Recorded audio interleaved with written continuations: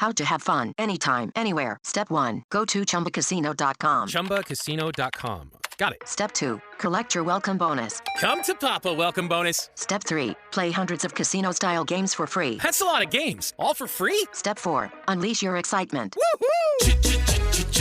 Chumba Casino has been delivering thrills for over a decade. So claim your free welcome bonus now and live the Chumba life. Visit ChumbaCasino.com. No purchase necessary. VGW Group. Void where prohibited by law. 21 plus. Terms and conditions apply. When you think about businesses like Allbirds or Skims that are selling through the roof, sure, you think about a great product, a cool brand, and brilliant marketing. But what's often overlooked is the business behind the business that makes it all possible. For millions of businesses, that's Shopify. Nobody does selling better than Shopify, the home of the #1 checkout on the planet. With Shop Pay, you can boost conversions by up to 50%, meaning fewer abandoned carts and way more sales. Whether your customers are scrolling online, strolling through your store, or browsing social media, Shopify ensures you're ready to sell wherever they are. It's no secret, businesses that want to grow, grow with Shopify. Upgrade your business and get the same checkout Allbirds uses. Sign up for your $1 per month trial period at shopify.com/DAX, all lowercase. Go to shopify.com/DAX to upgrade your selling today. Shopify.com/DAX. Hi, I'm Zach Waters, and welcome to another episode of WTF-STOP Photo Talk, where I chat to photographers about their life and connection to the world through photography.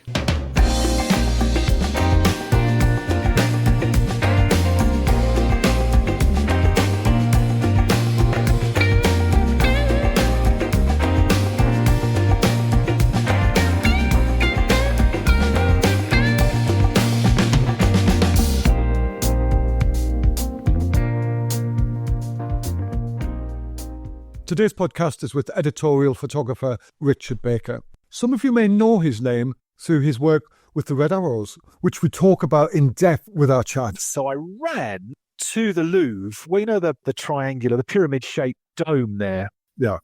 And I realised that there could be a picture in there, because otherwise there ain't no picture. I've come all this way. They're going to fly over. Yeah. That's it. That's all I'm going to get. If I miss it and I'm winding on, frame by frame by frame. There's no motor drive here. There's no 20 frames per second. Yeah. It's frame by frame by frame. I'm going to miss it. And sure enough, I realized that they're due. And I make a phone call. I make one phone call to Red 10. Here's the ground operations man. Here's the man in the red suit who stands there with a microphone on the C-frame and says, "Ladies and gentlemen, get your cameras out ready for the Red Arrows, and here they come, and they're in such and such a formation, and next they're going to do that, and then they're going to be in that or another, and then they're going to fly past, and it's been lovely having." He's standing as I ring him on the top of the Arc de Triomphe, and he's standing next to French generals, and I phone him and say, Steve, when are they due? I'm in position." And he goes, "Do not talk to me. I'm talking to the team. I'm talking to these generals, but they're due in 30 seconds. Following his Red Arrows book, he's worked on a number of other books: The Pleasures and Sorrows of Work, Religion for Atheists, both published by Hamish Hamilton, A Week at the Airport, A Heathrow Diary, published by Profile, in collaboration with Alain de Botton. And then he worked alongside author Polly Morland on a couple of projects. One was Riskwise 9 Everyday Adventures, and that was published by Profile. And then a book we went into in depth was A Fortunate Woman, a Country Doctor Story. When Polly, the writer, says to the doctor, "I don't suppose you've heard of a book by John Berger that was about a country doctor in 1967. And the doctor says, "It's why I became a doctor. I know that book. And I've read it 4 times. Wow. Once, twice, 2, 3 times when I was a teenager, when I was 14. Once when I finally thought I might want to study medicine. And then by accident, she then discovers, after she's become a doctor and she's accepted a new post in a country practice, she then realizes that the book is in exactly the same practice, the same landscape as she's been into." Wow. That's when you think the threads are all, the stars are aligning here. The stars say this was meant to be. Totally. That's when you realize you've got something special on your hands. We discussed a lot of things in our chat. You better be prepared. It's a 2-hour chat. And so get your cup of tea, get your slippers on, get on a good comfy chair. It's really in depth. We covered his early days at Southend Airport and went back before that and went to his time living in Belgium with his family. We also looked at his passion to travel. That was coming out before he could make head nor tail of what being a professional photographer was. So we looked at the next step, which was his time at Newport under David Hearn. But I went to Southend Library, asked the librarian, did she know of any photography courses?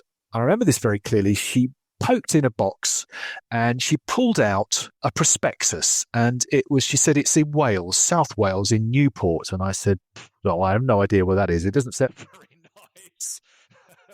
I opened it up and it was a kind of concertina pullout. And there were pictures by a man called Roger Hutchings in there. And his pictures were of a protest that he'd shot for the Telegraph. And it was probably of a policeman battering a protester over the head with a truncheon. It was something like that. It was a most extraordinary news picture. And I just thought, National Geographic? Nah. I want to be Roger Hutchings. I want to go to Newport. And I applied. I was 24 and I spent 2 years in Newport under the tutelage of David Hearn and Daniel Meadows and Clive Landon. It was just the most magical time. And I hark back to the first day. We chatted about a great deal of stuff. But what was become really apparent when we chatted was that we were working in the same area. We knew the same people. We frequented the same buildings, the same pub, the same camera hire places, kit hire places, processing labs. But we never met. We never directly met. Maybe we did indirectly.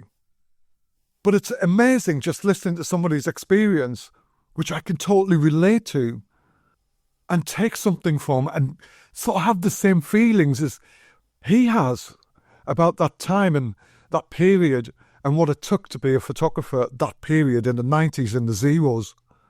So I hope somebody listening to this can also get that feeling or just get a sample and a feel of what it's like to be a professional photographer working in a professional market, which needed 120% commitment. It was demanding. Sometimes there was not a lot of return, but there was definitely a lot of expectation. So I was delighted when he said, oh yeah, come on, let's have a chat. So the day came and I gave him a shout and I asked him what he was up to. I'm taking a rest actually this week. The week before I was at the Farnborough Air Show. It was the hottest day. And of course, ironically, the hottest day at an air show, seemed to be quite an interesting occasion. So I really pushed it. I'm no spring chicken anymore, but I made sure that I was there photographing basically what I want. I mean, no one pays me to go to these things. And I got a press pass. Been going since 1989. And I thought, well, I will explore the world of aviation as it comes around every 2 years. Of course, this time it was every 4 years. So there was a lot of things to photograph. Quite low key this year, but I really put a lot of energy into it. And then at the weekend when was all over, and then this week really felt it. So I think the heat and the footfall that I was putting in at Farnborough really paid its toll. So I have been out this week. I try and get out every week, every day. I do see it as part of my role to keep going, to be out there photographing whatever interests me, really. And again, no one pays me to do this. I do it from my own passion and my own motivation to see what's out there, to explore and to pace the streets and decide what I'm going to do day by day. So I have been out this week, but I've been reining it in a bit. Just done my park run, my 5K in a local park. So I feel quite wound down now, fairly relaxed and happy to talk about whatever you want to talk about. What is it with photographers in park runs?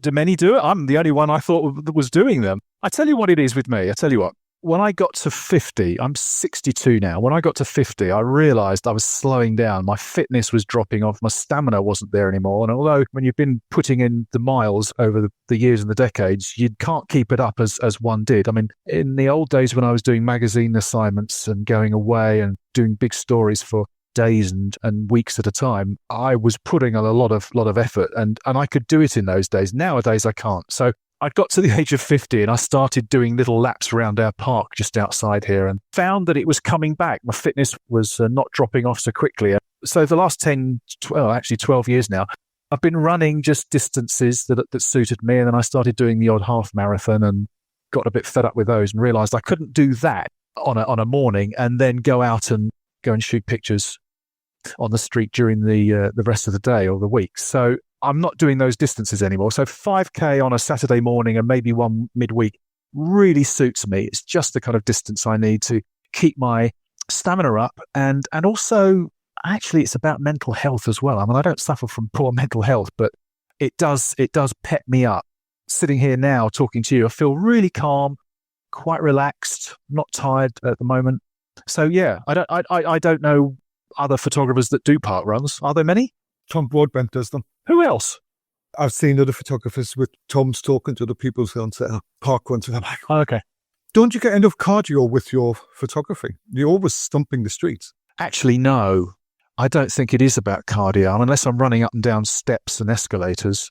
I think it's fairly even, actually. When I do go out, I kind of hit the street running, really, or at least I try to. I leave the house. Here's a typical day. I do a bit of admin in the morning. I might have done some stretches to get my body going again because I'm stiffening up. I go out and I don't have any predisposition about where I want to be and what I want to do. I'd look at the weather and I decide where I'm going to go from what I see outside my window, because I can see the city beyond.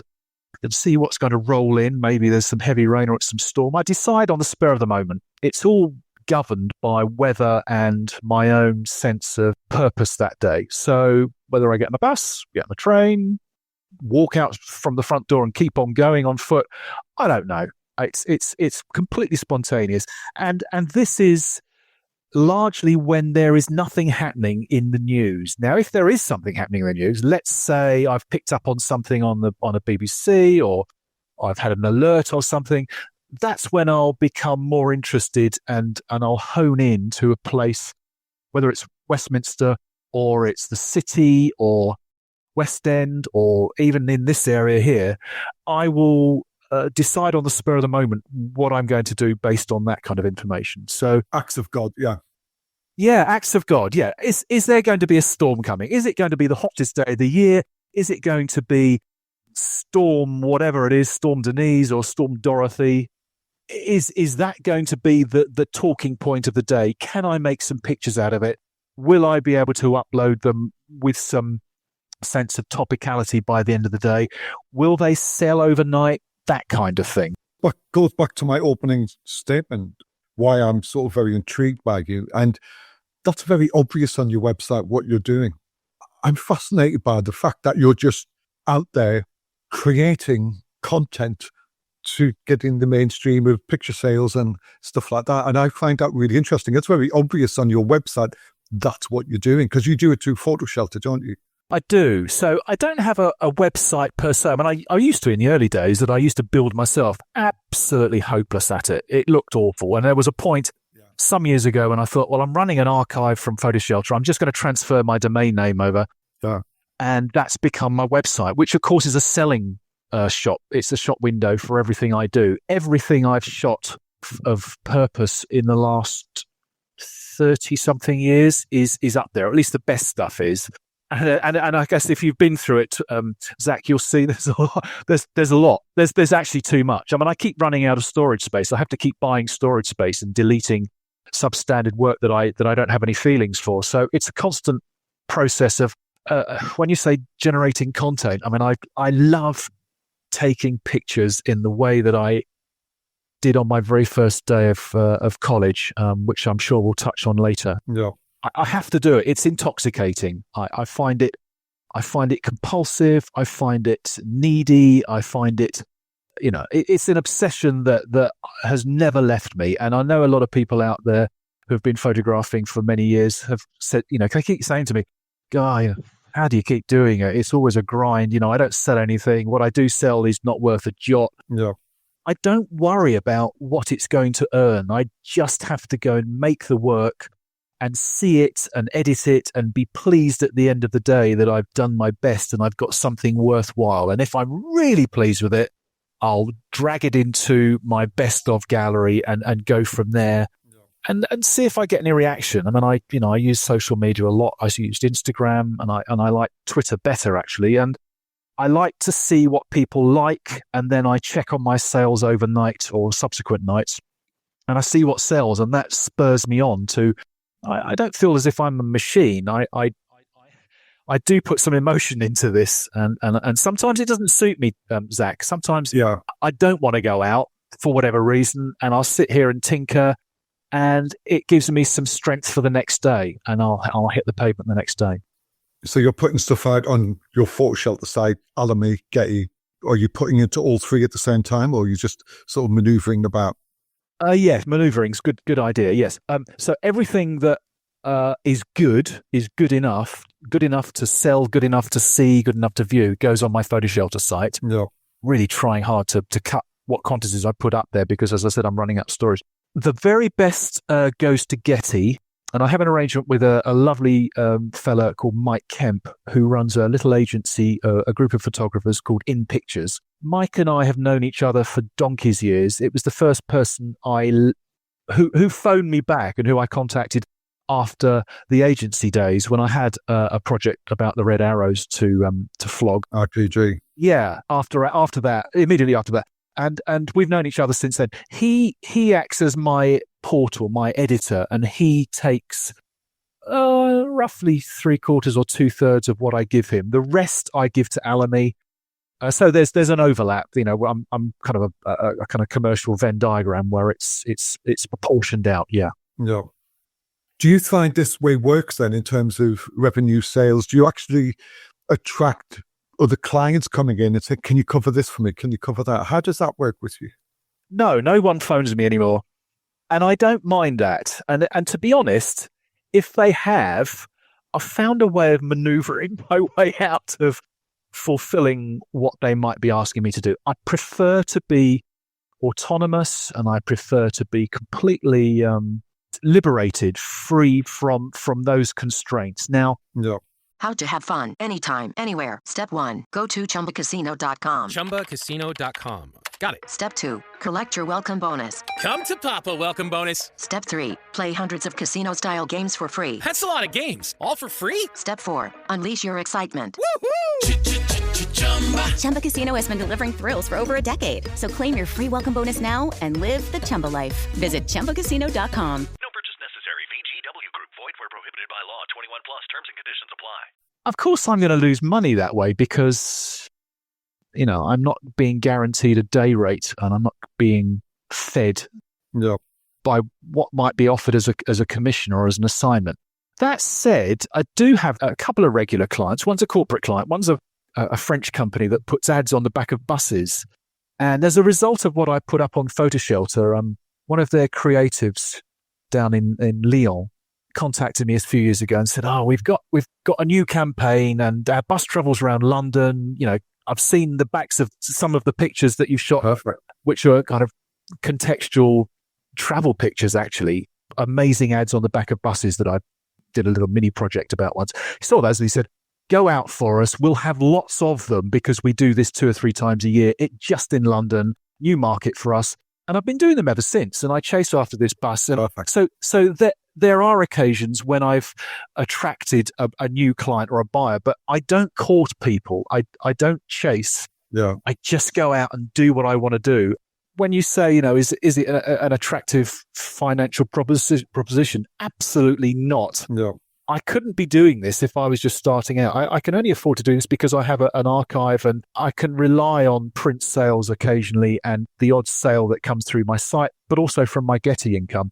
It doesn't make any financial sense. You know, I'm not. No. I'm counterintuitive to my own business practice. I don't understand myself. I don't know how I do it, but I just carry on, Zach. And it's not what young people or young students, people starting out there, or people wanting to maybe bend themselves in maybe my direction should be hearing. It's not a good way to make a living. It's not healthy. But as I've just said to you, I have to do it. I don't know how many years I've got left doing this. If I can put one foot in front of another and be still standing at the end of the day and having shot several hundred pictures a day, I'm very happy about that. And if people like them, people want to buy them, lovely. Well, you've answered my question.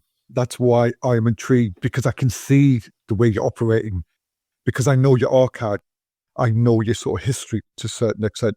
What interested me about your website was that you don't really celebrate your past work directly. You're very what you're doing now work. And I find that quite interesting. And that's when I was like, guys, this is an intriguing way to do it. So let's look at that. It doesn't seem like 2004 since the Red Arrow book came out. Isn't that scary? Yeah, 18 years ago I did that, and then it actually feels like a long, long time ago. I was a completely different person, photographer then. So to paint a picture about that one project, can I give you a bit of insight? Are you ready for the insight for that? For the red arrows? No. Because what I want to do, I want to get into that. Tell me about the Country Doctor shoot. When we think of Country Doctor, we go back to W. Eugene Smith, was his sort of 50s portrait of the American country doctor, Bob. 1948, actually. Was it really? Oh, really?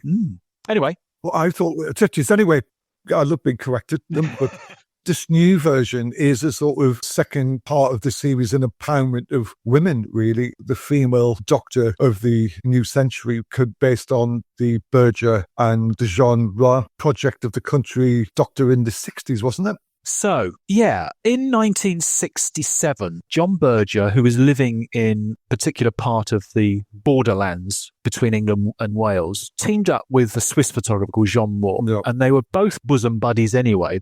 They were great friends, and they struck up this working relationship and followed round a country doctor for 6 weeks and produced a book called A Fortunate Man, the story of a country doctor, that was published, and to great acclaim, it became a seminal work that photographers and writers celebrated because it was a great example of the photo book that was becoming very popular in the 60s. Yeah. Collaborations between artist, photographer, and writers. It also became a hugely successful book, and it still is, to working doctors and not just rural GPs, but general practice doctors anyway. Yeah. To cut a long story short, I was asked by a collaborator friend of mine called Polly Morland, who is a writer who has worked with me on a previous book, actually 5 years ago, on a book about risk takers, 9 portraits of people who live in fairly risky environments. It was an okay book. It was a great thing to work on. We were well paid to do it. It was part financed by an insurance company. And we were put together by a writer called Alain de Botton. I had a collaborative history with him as well. Anyway, I was asked by Polly if I was interested in collaborating on this idea that she had where she had found this copy of Berger in her mother's house as she was clearing it out because her mother had dementia. She was going into a home. And Polly brought this book back and realized that she not only had never heard of this book. I mean, she was a big reader of John Berger anyway. She's a documentary writer and a journalist, experience with TV and BBC. Not only had she not heard of it, but she was amazed that when she flicked through, she realized that she knew where a lot of these pictures were taken. She realized it was just at the bottom of her hill. She lived there. Yeah. And then she realized that this was a book about a country doctor. And she realized also that she knew the woman who was also a female GP in the same surgery. And she thought, hang on a minute, is there an idea here? And contacted me and said, if we put a pitch together, could I mention your name? Could you give me some reference pictures for the pitch? And I'll send it to my agent, which she did. And we put together a series of pictures from my archive. I mean, it was old work from various magazine assignments and projects where I'd been involved with a country vet, or I'd been into a hospital for the anniversary of the NHS, that kind of thing. We put together this little pocket full of pictures that became the pitch. That was like a 12-page treatment addressed to her agent, who punted it around some agencies, some publishers. And before she knew it, there was a bidding war going on one Friday, and she did a deal with Picador. It wasn't so much about the money, but it was about who would treat this story and this project with some respect. And she went with Picador, and we started almost immediately. And I, being in London, South London, I found myself journeying backwards and forwards through a kind of time portal into this valley, which in Berger's book is anonymized, as is the doctor. And we treated the landscape and the work of our doctor in the same way. Having said that, of course, it was during this was the latter part of 2020. So lockdowns and restrictions made it really, really difficult for me to travel up and down. Now, of course, as a self-employed freelance photographer, I had a reason to go away from home, to not stay within these four walls, and I did so. But it involved crossing over county lines, and of course, that meant that I had to be very careful which side of which county line I had to be in, according to which day the restriction applied to. Yeah.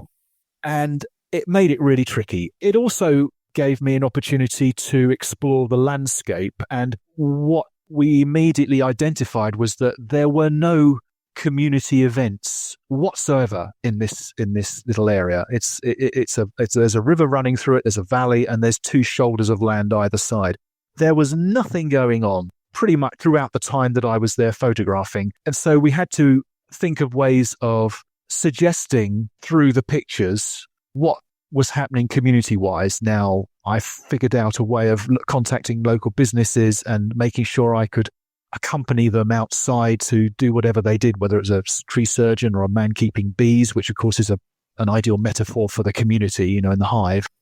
We found ways of answering that. Alongside that, I spent some time with the woman GP in her surgery, inside her surgery room, as patients came in, fully PP'd up, and asking them whether they mind being photographed, and at the end, whether they mind signing a consent form. So every patient that I photographed or was identifiable was consented. And that was the arrangement between the doctor, especially the doctor, because of patient confidentiality, and the publisher and Polly, the writer. So we were all covered for permissions. There was no way that, as in Berger and Moore's time, virtually as we understood, nobody was consented. Nobody, in fact, there were people photographed in the surgery in their time who even knew that the pictures were going to end up in a book, and were rather flabbergasted when this book landed in the local bookshop, and they found themselves in it. So it was a completely different way of working, as well as having to safeguard COVID restrictions with people who are obviously very vulnerable health-wise.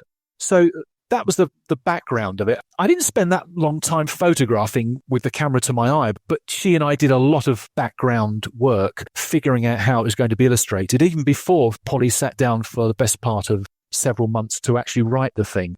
She did know that even before she started writing, that the pictures wouldn't be so much illustrative. They would be little musical moments, little pauses for thought between passages of what she thought she was going to be writing. What she ended up with was, in fact, it was about this time last year that I read her first draft, and I realized for the first time actually how beautiful her writing was, how visual her passages were anyway. And she writes very visually. As a journalist, as a filmmaker, she thinks and she writes in series of pictures. So even though I wasn't photographing alongside her words became very part of what the pictures were trying to say, and vice versa. So that if, for example, there is a passage about a patient who has taken their own life, and the doctor has to deal with this quite a lot, and especially during a pandemic stage, there is a passage where she comes across someone who's taken their own life. And it's a really hard read, but to follow that up with an image was really tricky, and we had several ideas. I was showing her constantly what I was shooting all along, and there were low res going onto my photo shelter site. She had access to that, so she was drawing upon what I had photographed after each visit up there, and then figuring out how she could write around these little ideas. So, for example, this thing about the suicide, we came across one single frame. This is an example of how, we might have found a way of finding a visual answer to her wonderful prose. And we found, there were two pictures. I said, I like the idea of a detail of a puddle, and it was raining heavily. And so in the puddle, it's kind of grimy, it's dark, there's high contrast. There's circles from the rain, circles of confusion in the puddle. And I like that idea. And she said, yeah, that's great, but it could be a little bit seen as on the nose. It could be a bit too obvious. She said, I've just seen a picture of yours, and it's one frame. Hello, it is Ryan, and we could all use an extra bright spot in our day, couldn't we? Just to make up for things like sitting in traffic, doing the dishes, counting your steps, all the mundane stuff. That is why I'm such a big fan of Chumba Casino. Chumba Casino has all your favorite social casino-style games that you can play for free anytime, anywhere with daily bonuses. So sign up now at ChumbaCasino.com.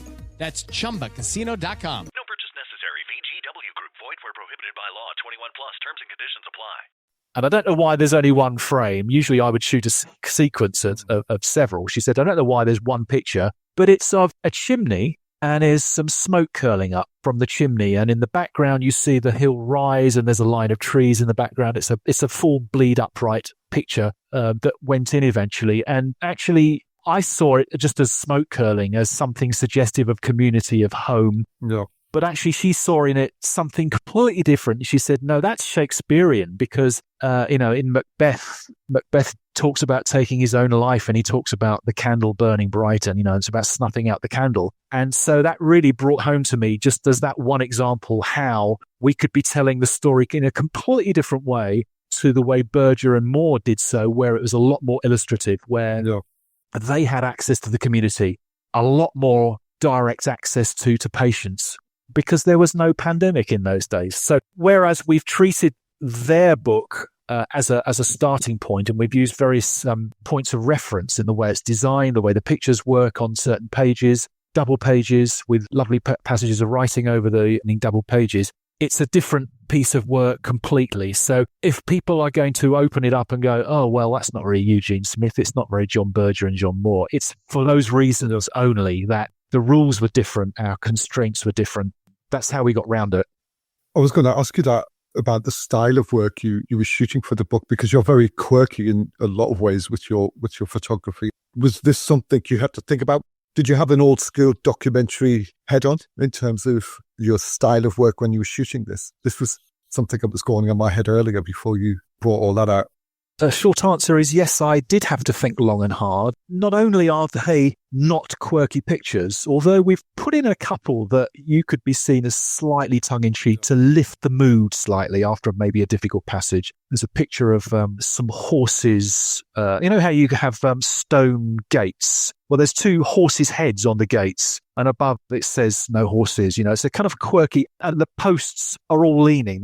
Everything's slightly out of kilter, and we put that in, for example, to raise the mood and to make people a little bit smile before the next heavy passage about the next difficult job that the doctor came across. So there are pictures in that set and in the wider edit that didn't make it in, but largely it became obvious that not only was this book about doctoring and patients and the community, but it was also about landscape, because the patient and landscape are both secondary and third characters in the book. It's quite landscape heavy. So I'm not a landscape photographer, and I have said this to Polly. I said, I'll have a go and I'll enjoy having a go, because I do love looking at landscapes. I revisited some old books on my shelf by Faye Godwin and James Revilius. And so I was drawing upon that work to maybe inject perhaps some quirkiness into the landscape. There's a picture also of a Land Rover that's half buried in the woods. Yeah. I have no idea how he got there. There's no sense of road or track. This car has been abandoned. It's overgrown and there's foliage growing across its bonnet. I have found the quirkiness of the landscape in some shapes and forms. Yeah. Otherwise, I've tried to make them beautiful. And not only that, because they're in black and white. And as you know, looking at the website, the only black and white I've got in there are 2 or 3 projects that go back 30 years or so ago. Yeah. I found it a beautiful challenge to get to grips with, and I don't have any regrets, because we wanted the pictures to echo Jean Moore's in the Berger book, which are in black and white, and there is no way it could have been a colour book. And the book's title is A Fortunate Woman, A Country Doctor's Story. I'll put a link to that in the information part of the podcast. Take me back right to the beginning, where it all started and how you gradually moved into photography. There are about 3 or 4 different paths that I've taken, that I've chosen to take or have accidentally chosen to take. The first set of circumstances was as a 10-year-old, my dad, who was in sales at Ford Europe, was given a posting to Brussels in 1970, so I was 10 then. And he said, and I remember them saying very clearly, you could come with us and live in Brussels, or you could go to boarding school. Which would you prefer? And I said, I'll come with you, thank you very much. And it was the best. That was the first choice I'd made that was correct. I have no idea how it would have turned out if I had gone to boarding school. God knows what would have happened to me. I went to Brussels and I spent the best part of the rest of my childhood and my early adulthood in Brussels as an expat. I went to a British school. We travelled to lots of European countries by car. We could cross the borders by showing our passport to a little man in a hut on a hillside pass that would glance at our passport, raise the barrier, and we would be in Luxembourg or Holland or France or Germany. And we did that a lot. So I got a sense of travel an exploration from those days. After school, I came back to the UK and I had no idea what I wanted to do. I had an inkling that I wanted to go into advertising. And I don't know why. I just thought this was an interesting way to deal with creativity and writing. I had a hankering to write. I wrote poetry when I was supposed to be studying for my O-levels. So I have this wodge of poems that are, full of teenage angst, girls that don't love me and rejection and all that kind of thing. Step into the world of power, loyalty, and luck. I'm going to make him an offer he can't refuse. With family, cannolis, and spins mean everything. Now, you want to get mixed up in the family business. Introducing The Godfather at ChumbaCasino.com. Test your luck in the shadowy world of The Godfather slot. Someday, I will call upon you to do a service for me. Play The Godfather now at ChumbaCasino.com. Welcome to the family. No purchase necessary. VGW Group. Void where prohibited by law. 21 plus. Terms and conditions apply. And so I thought maybe I could write creatively, and I thought advertising would be the thing. So I came back to the UK, dashed off some letters, got nowhere, and ended up with a job at Southend Airport. Bear in mind, I didn't have a lot of opportunities with education. I didn't take advantage of them. I ended up with 2 O-levels, one of which was French. The other was English. A friend of a family who said, there's jobs going for the summer season at Southend Airport. You might as well apply. If you speak French, no one else does there. And he was quite right. No one else in that airport spoke another language, or so it seemed. And so I don't know quite what I said in the interview, but I think because I said I spoke French and I had an O-level in French, they gave me the job. And I spent 6.5 years working on the ground. But so primarily it was cross-purpose, cross-discipline. The job was in a department called traffic, where we would sit down with a 3-copy sheet and you worked out the weight and balance and center of gravity for the aircraft. So you got all the figures in from the check-in desks. They would give you long lists of passengers broken down into males, females, children, infants. You would have average weights for all those bodies. You added them together. You added the baggage that was weighed. You put in cargo. You added the fuel weight in, and you distributed those loads around the aircraft and worked out the center of gravity. You put it all down on a sheet with the help of a chinograph pencil and an acetate wheel that you plotted and spun round according to what you're plotting in. And that's what I did for 6.5 years. But as a result of working for a small airline at a very small airport, it wasn't an international airport in those days, it was just a gathering of sheds, I was able to get staff tickets with large airlines that flew across the world. And so I suddenly cottoned onto the idea that I quite like the idea of writing, having an admin person write out a ticket for me that they would charge £5 for and give me a free ticket there and back to somewhere like Indonesia or Singapore or Borneo. And that's how I started traveling in my spare time during my holidays. And that's where I started taking pictures, because I was looking through Amateur Photographer and Camera Magazine, everything that was on the middle shelf at Smith's. I would get all those and read them avidly. I would buy a brick of 20 or 30 rolls of Kodachrome and I would go off with my little Canons and go off and take pictures. And that's how I learned to do it myself. I was self-taught. What sparked that buying the camera and getting the film and starting reading photography books? Well, I'm going to lead on to that because... Oh, I'm sorry. In Southend Precinct, there was a little bookshop, and in a bin of discounted books, because they were slightly damaged, was a book by Tony Ray Jones, and it was called A Day Off. I opened this up when I was at home, and it was literally a jaw-dropping moment. Here was a person, I didn't know anything about him apart from what it said in the foreword and the introduction. Here was a person who was English, and all he seemed to do was go to events and photograph the most beautiful, the most perfect moments in heavy gloss, heavy dense shadow, black and white photography I'd ever seen. And I just thought, I want to do this. I want to be someone that does whatever he does. However he does it, I don't know how you do it. I suppose you go to your local newspaper and you blag a position as an apprentice in the darkroom, or you go and do weddings. And I didn't have a clue, but I suddenly thought, this is a way of earning a living. And so when I started traveling, I had in my head that I would be Tony Ray Jones with some colour film in. And I think at the same time, I was looking at National Geographics because an old aunt of mine had donated some old copies from the 60s, and I still have them. I have broken chronology from the 1960s. of National Geographic. So I was looking at pictures by people like Bill Allard and James Stansfield, ultimately by people like Patrick Ward, who were showing me the world that as could be seen through the eyes of a National Geographic photographer. And of course, what I didn't realize is that all these pictures were largely set up. They didn't happen as naturally as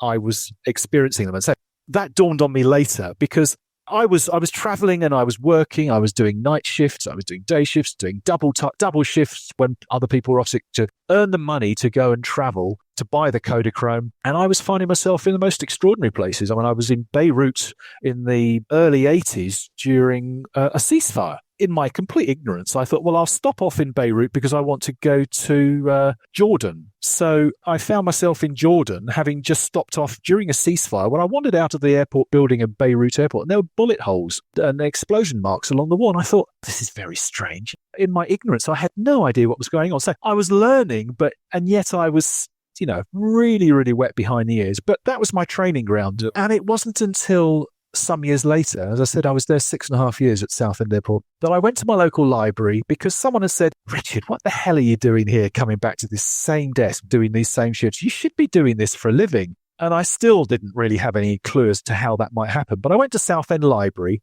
asked the librarian, did she know of any photography courses? I remember this very clearly. She poked in a box and she pulled out a prospectus, and she said it's in Wales, South Wales, in Newport. And I said, no, I have no idea where that is. It doesn't sound very nice.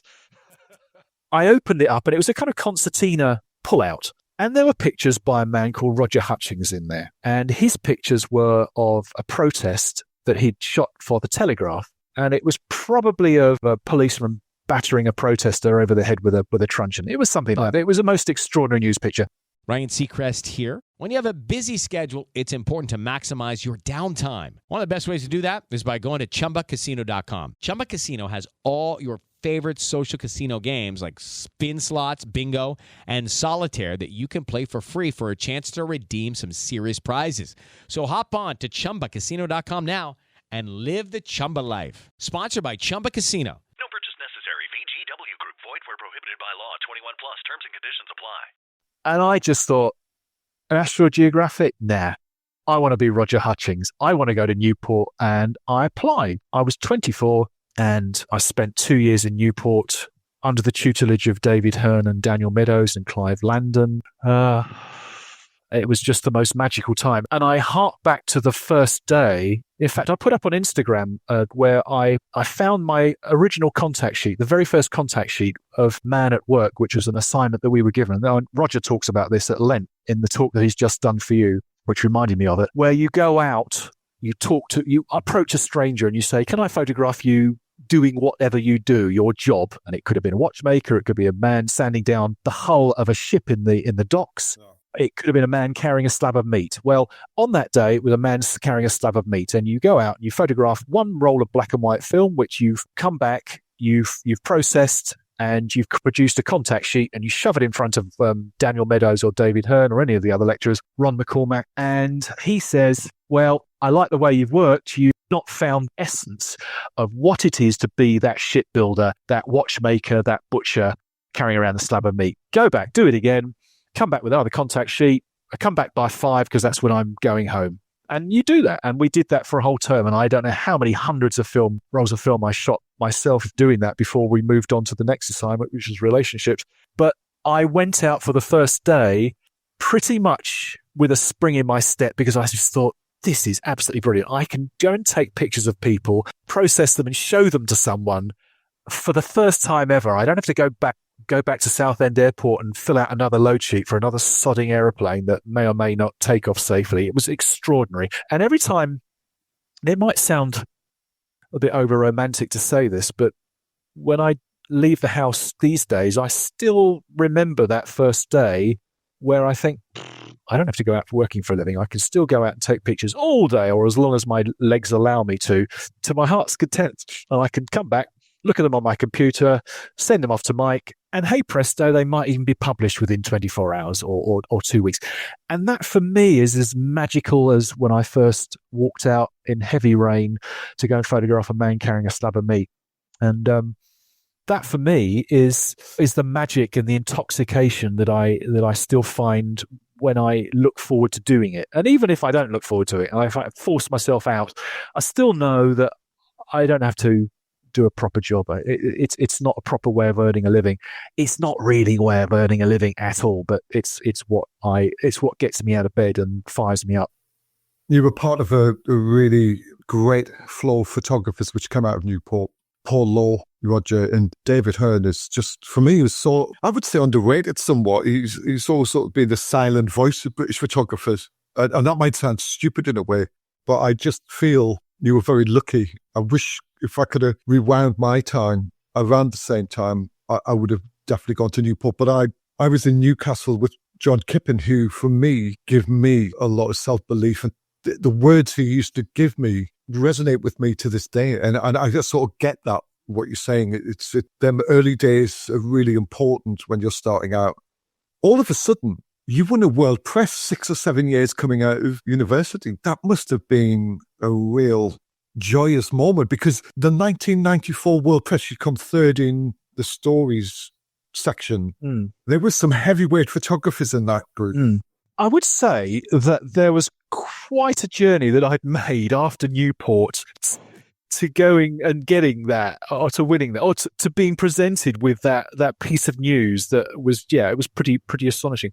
So my journey between that, if I can slightly fast forward through that, I came to London and I shared a flat with a lad called Michael Steele, who was in my year at college. And we both, so Michael Steele was a sports photographer. He within seemingly weeks of starting the course that we were all on, was working for The Guardian, for Eamon McCabe, The Guardian, and then The Observer. He ended up photographing major sporting events that formed part of his folio, and he was working constantly. And that was his education. I mean, he became a documentary photographer, but through sport.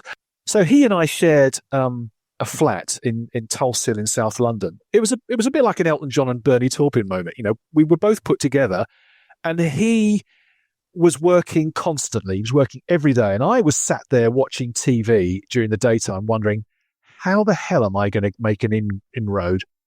And it took me some months of figuring it out, and I found a way of doing it through women's magazines.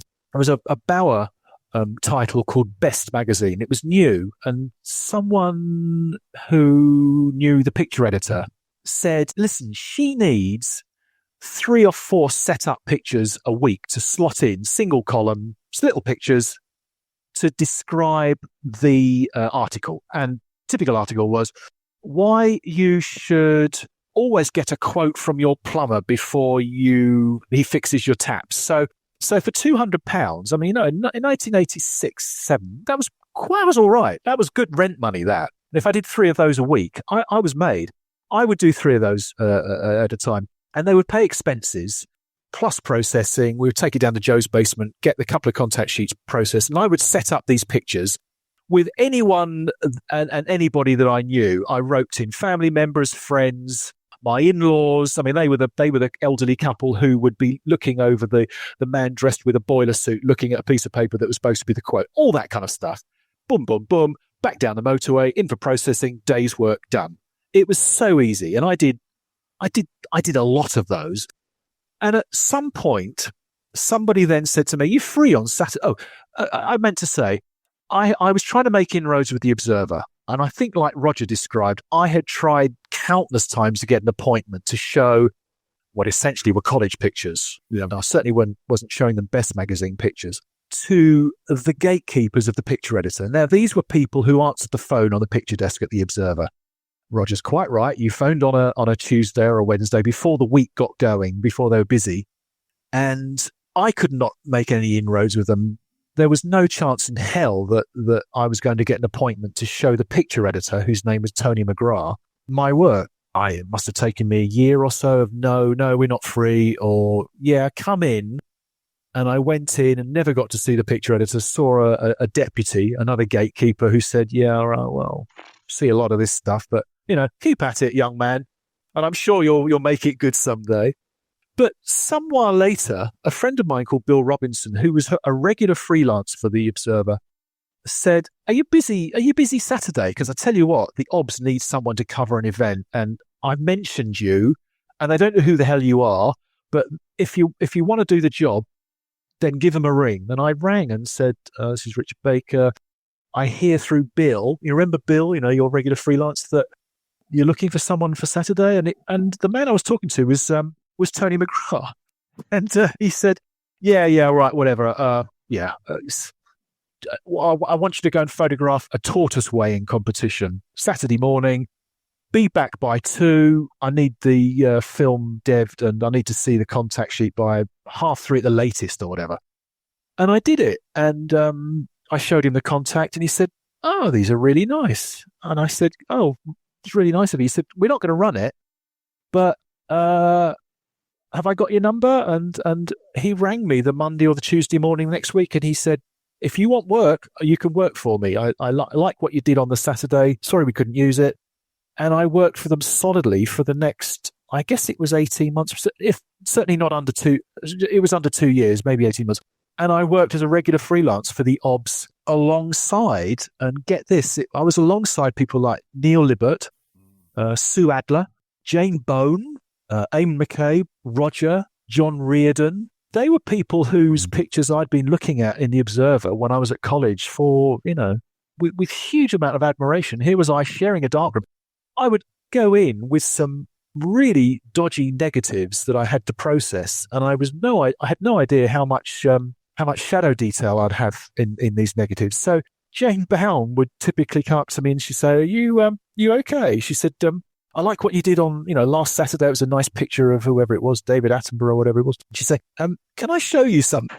She said, "I want you to get the film out of the tank and look at it under the red light." So halfway through the dev, she would show me how to get the neg out of the tank, unfurl it in the off the spiral, and look at it. So it was half developed, half an image there. I had no idea what I was looking at. She said, "Give it an extra rub with your finger, and you'll get out more detail in the shadow areas." Right. So that's how I learned to almost relearn the art of developing a neg.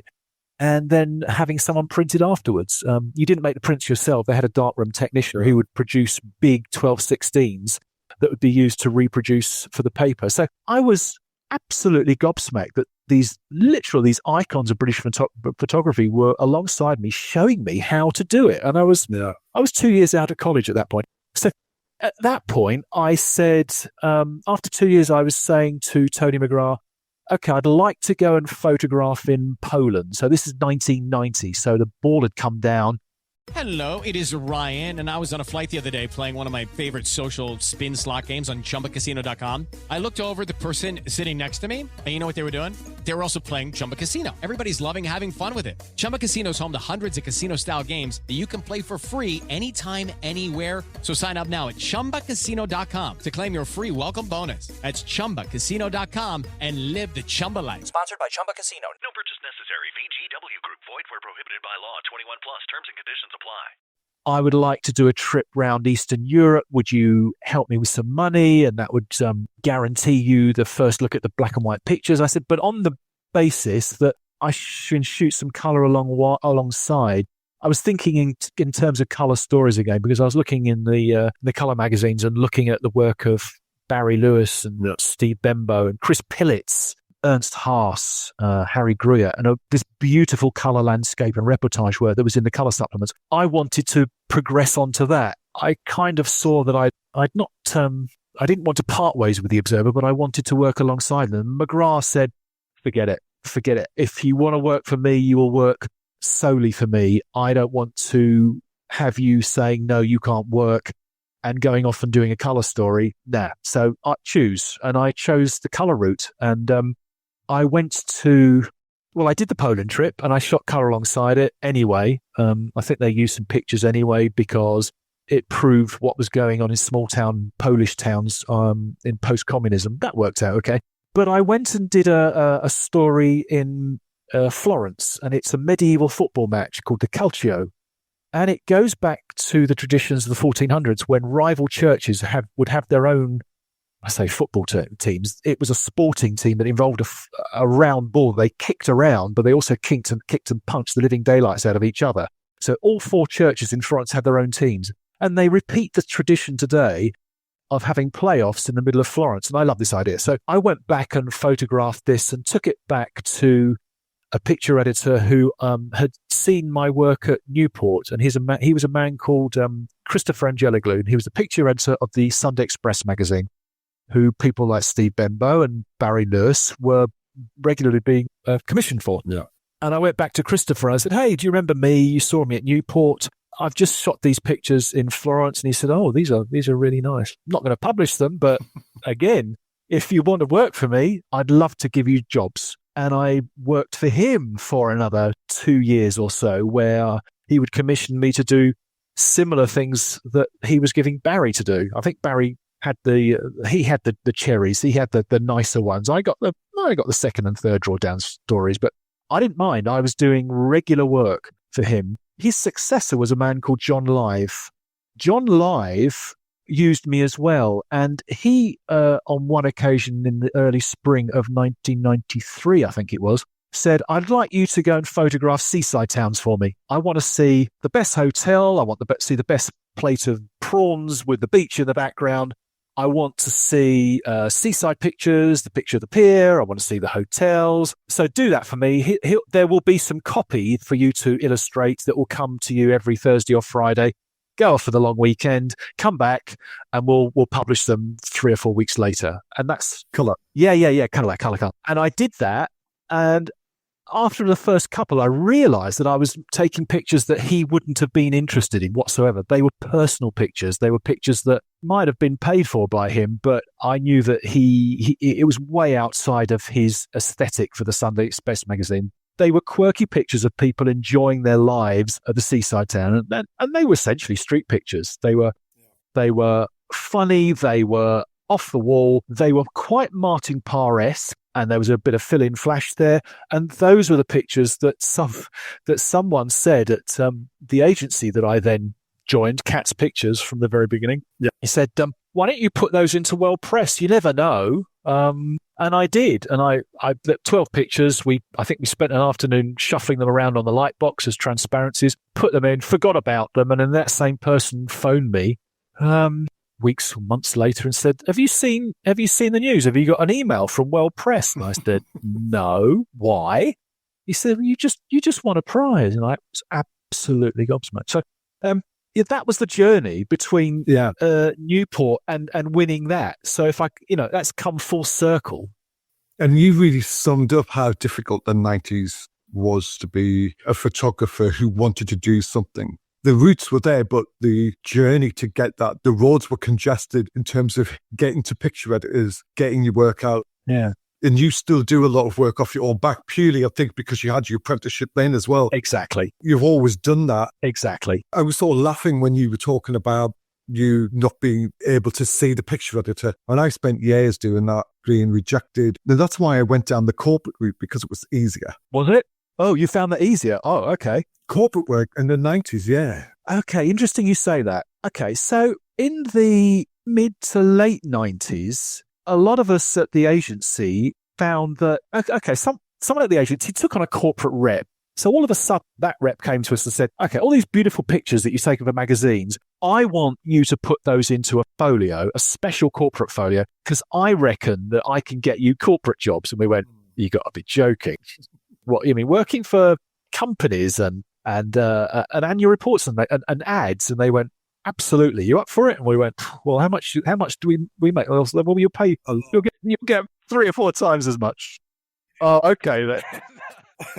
So there was a lot of reluctance about it. But the first folio I sweated over that took me bloody months to get right. It was the early days of Photoshop and InDesign and Epson printers. I couldn't get my color profiles right. I was all over the place. I was burning up a lot of ink and paper. It was a disaster. I got some help eventually, and I got a friend, a designer, who laid out the pictures for me, and we made a little design job of it, made 3 or 4 copies, gave them to the corporate rep, and ended up within weeks or months of corporate annual reports to do for companies in lots of different countries and traveling the world, economy, high pressure, as there's these things are no holiday. You might be put up in a really nice hotel with a decent dinner at the end of it, but boy, did they get their pound of flesh out of you. And that then actually for a while shunted away the commissions for magazines, because before that I was working for lots of really good magazines. I was getting pages in big French and German and American magazines. I was covering news events, Time, Newsweek, Stern,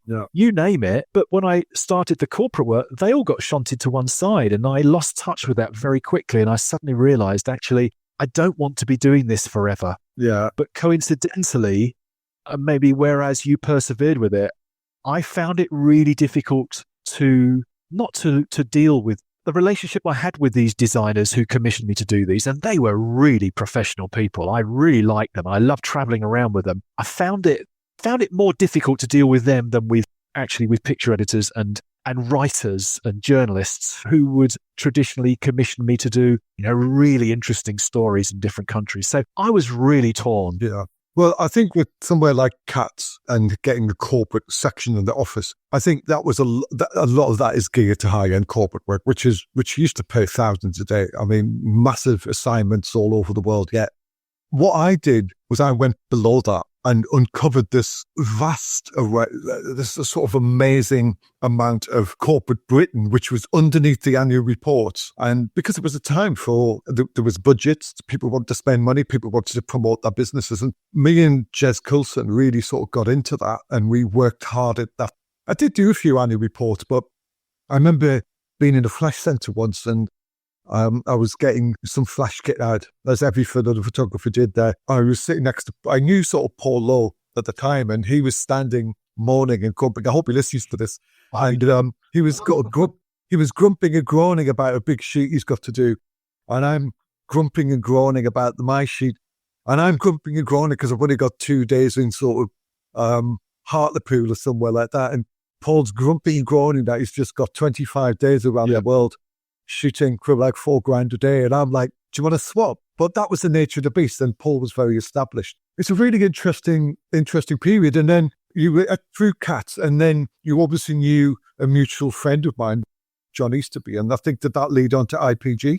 They were strange times. I loved the Cats Pictures era. It started by it was Christopher Angeloglu again at the Sunday Express magazine. He said, you really need to you need to put these pictures from your medieval football into an agency. And I said, oh, well, I know who I'd like to join. I'd love to join Colorific because they have some wonderful work. He said, you won't get a look in there. But run by Shirley, it was Shirley, and it was the Lagubins. Barry? Pardon? No, sorry, I thought she was saying Shirley. Oh, no, Shirley Barry ran... No, it wasn't Camber Press, it was the other one, wasn't it? Yeah. Oh, someone will put me right on this, but not on this occasion. So the Lagubins, who were a husband and wife partnership, they ran Colorific. They were in my mind, the best colour agency in London. But there were a whole host of others, if you just touched on. There was Impact, there was Network, of course there was Network. Yeah. There was Format, the women's agency. Yeah.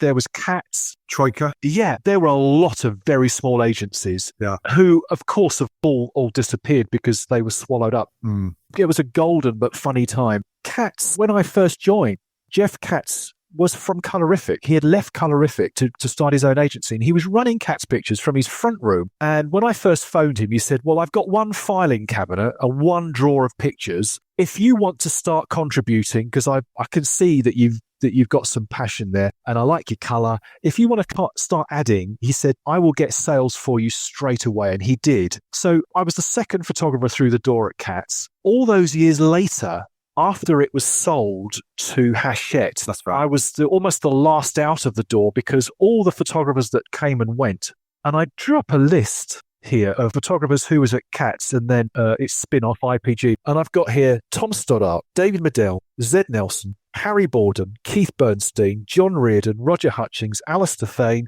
Derek Hudson. And there were more. Peter Dench.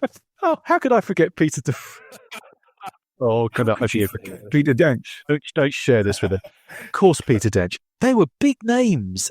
Hello, it is Ryan, and I was on a flight the other day playing one of my favorite social spin slot games on ChumbaCasino.com. I looked over at the person sitting next to me, and you know what they were doing? They were also playing Chumba Casino. Everybody's loving having fun with it. Chumba Casino is home to hundreds of casino-style games that you can play for free anytime, anywhere. So sign up now at ChumbaCasino.com to claim your free welcome bonus. That's ChumbaCasino.com and live the Chumba life. Sponsored by Chumba Casino. No purchase necessary. VGW Group. Void where prohibited by law. 21 plus. Terms and conditions apply.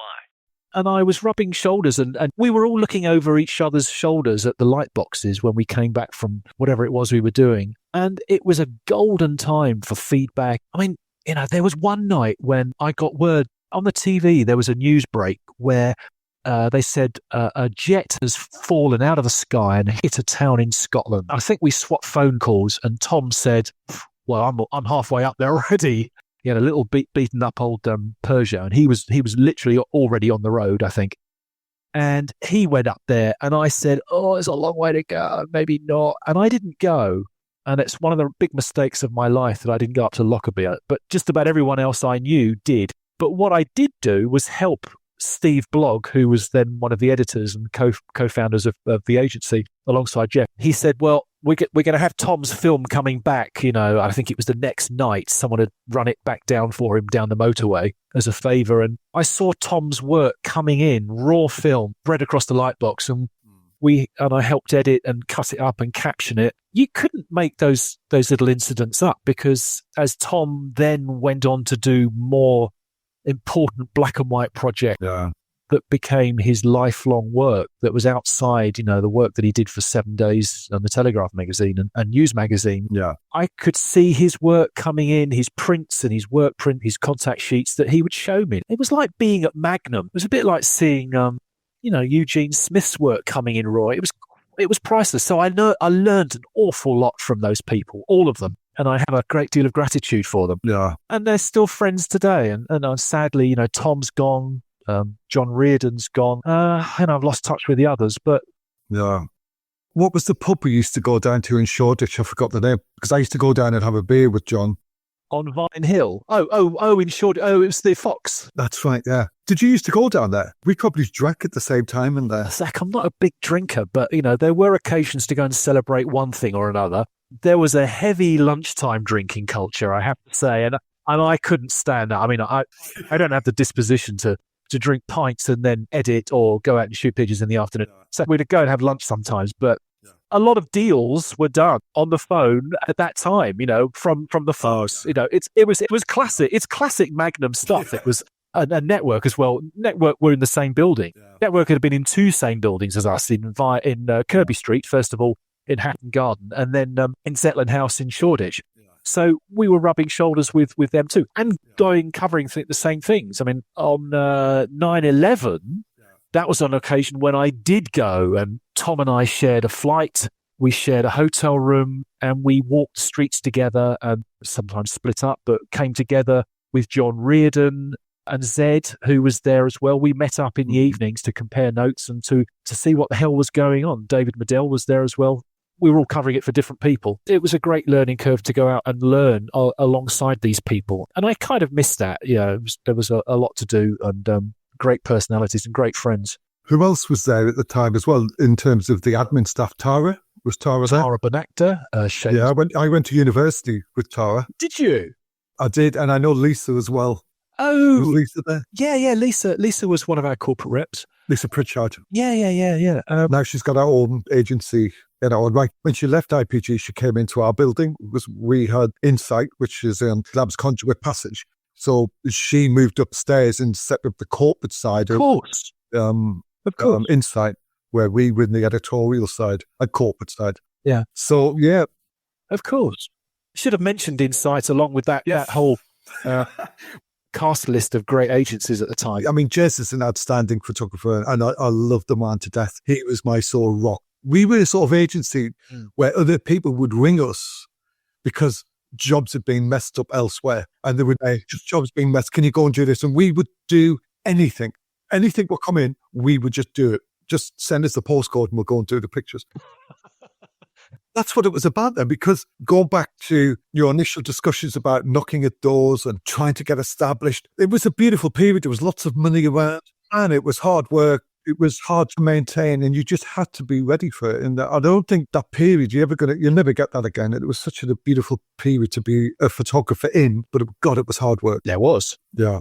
I just think if you were young, yeah, and you had energy and you just wanted to succeed, it was a bit like being a dancer. You know, if you turned up to the auditions and you danced well and you were nice, you were civil and you weren't an asshole, and you would get there eventually. And even if you were half competent, you would get there eventually. It just took a lot of commitment, and everyone around one, shared it. You fed off each other. And you looked at the magazines on a Saturday or Sunday and there was someone else's work and you go, God, I would like to have done that one, and maybe on the Monday or the Tuesday, maybe the phone rang and you were offered something similar. Maybe it wasn't, you weren't, and you still went outside and did anything. But you're right. In the practice I have today, by going out and chasing and looking my own without the phone ringing, it's nothing unusual. Some people have never been able to work like that. And I've always found that quite intuitive. It's an amazing time. Now, let's talk about the Red Arrows. Phenomenal book. It was a book what needed to be done, the Red Arrows, wasn't it? Man, it must have been amazing flying in them jets. Yes. Here's the story. Someone at the agency lived next door to someone who was, this is up in Gloucestershire. So Stefan Eriksson was one of the directors of Cats in the later years. He lived next door to someone in Gloucestershire who was someone who worked in public relations at the MOD, with a special responsibility to the RAF, but with a passion for the Red Arrow. So I'd seen those red jets flying through the blue sky at Southend seafront on occasions. Because I'd worked in aviation, I knew what they were about. I knew that they turned up at air shows, and I knew that they were loved by millions of people. And the seafronts and the Mall was always crammed full when they flew over with their red, white and blue smoke. But that's really all I knew. A British tradition. Hugely. Yeah. I had no idea what they were about. I didn't even realise, I suspect a lot of other people don't realise, is that they all have a heritage of being frontline fighter pilots. They've seen action. And so when Stefan came to me and said, how to have fun anytime, anywhere. Step 1, go to ChumbaCasino.com. ChumbaCasino.com. Got it. Step 2, collect your welcome bonus. Come to Papa welcome bonus. Step 3, play hundreds of casino-style games for free. That's a lot of games. All for free? Step 4, unleash your excitement. Chumba Casino has been delivering thrills for over a decade. So claim your free welcome bonus now and live the Chumba life. Visit ChumbaCasino.com. No purchase necessary. VGW Group. Void where prohibited by law. 21 plus. Terms and conditions apply. Glyndis lives next door to me. I've shown her some of your aviation work, and I'd done a project about aviation in the context of it being almost the 100th anniversary of the first Wright brothers flight in 2003. So this was about 1999, 2000. No, it was 2001. Anyway, but I was in the midst of that project, and she had seen some of these pictures, and they were shot on colour neg on 6.6 and 6.7 Mamiya rangefinder cameras. That's what I was using at the time. I'd sort of shunned 35mm, and I'd gone off on a tangent that no one quite understood, and perhaps neither did I, but that's what I was using. We've not talked about camera inform, but we'll do that after. All right, but you insist. So, cut a long story short, she said, Richard liked to do something with the RAF. She said, I would arrange it. I would make it happen for him. I would open the doors. I would basically sanction it, because ultimately, if a request is made to the MOD and it's to do with the RAF and it's to do with journalism or an arts project, it would have to come across my desk, and I would either stamp it yes or no. So she was quite a good person to know.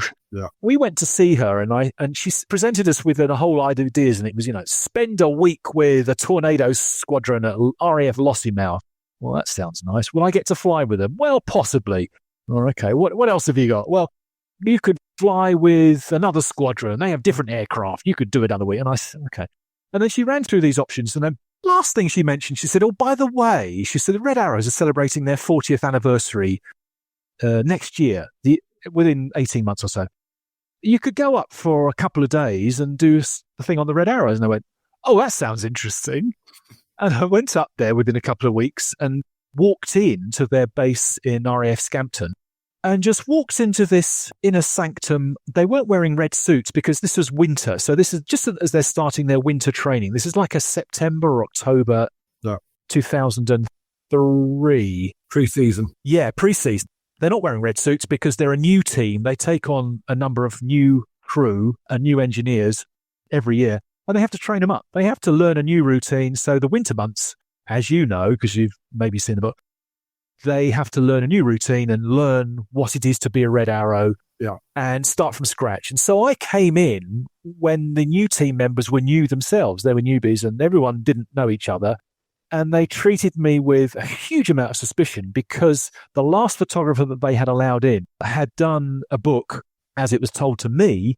He had half-inched a red flying suit, put it on, walked out to the aircraft and held his cameras up and got someone to snap a picture of him by the tail.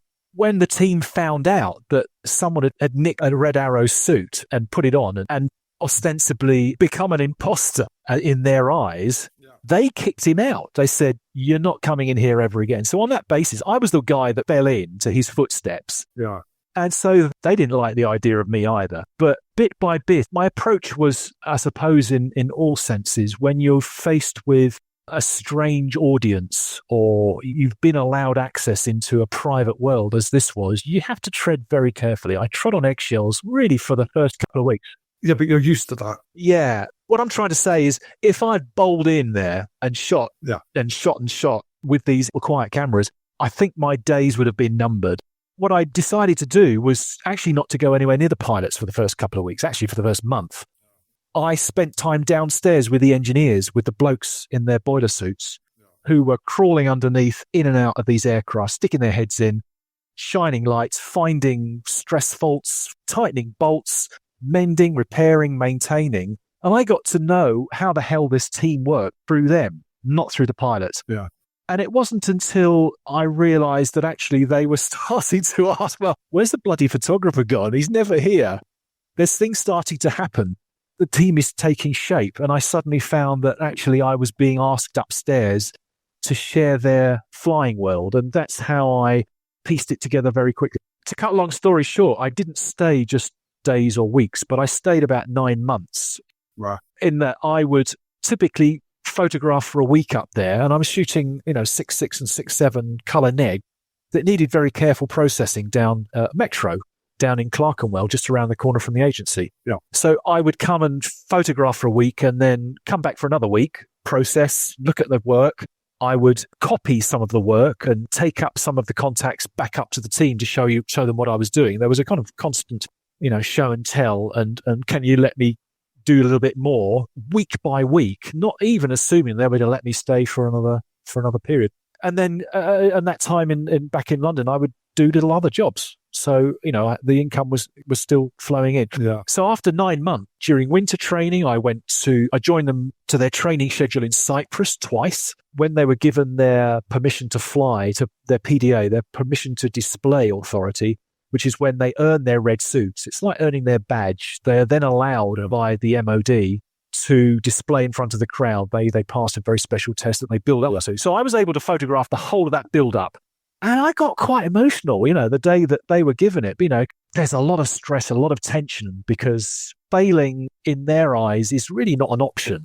They're allowed to take the test again. It's like taking a driving test twice, but you don't want to. You want to succeed first time around because that's the psychology that these people who have become top of their tree anyway, regardless of whether they're the Red Arrows, they are the top of their Top Gun tree. And although they don't like that label, that's the way they like to do it. We pass together, we pass first time. Yeah. But the build up to that is quite extraordinary. And I saw this happening in front of me and I tried to make the pictures reflect that. Thereafter, I followed them around the country and to some air shows in Europe to illustrate their flying season. There was one occasion when I decided I wanted to go and see the Bastille fly past. They were invited by the French Air Force and the French military to close the Bastille Day with their fly past over the Arc de Triomphe. Wow. So I thought, well, that's one I can't miss. I'll get on the first Eurostar, which was at Waterloo then at 5 something. I got on the train, got to Paris and thought, right, I'll get a cab to take me as close to the Arc de Triomphe on the Champs-Élysées as possible. Got there and found that there was a taxi strike. All the taxi drivers were out on strike. There was no cars to be got.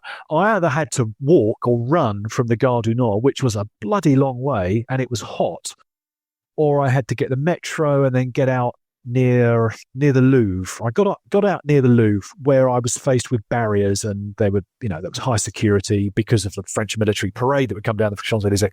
I realised I couldn't get to the Champs-Élysées, and I realised that their fly past time was within minutes. So I ran to the Louvre, where the triangular, the pyramid-shaped dome there. Yeah.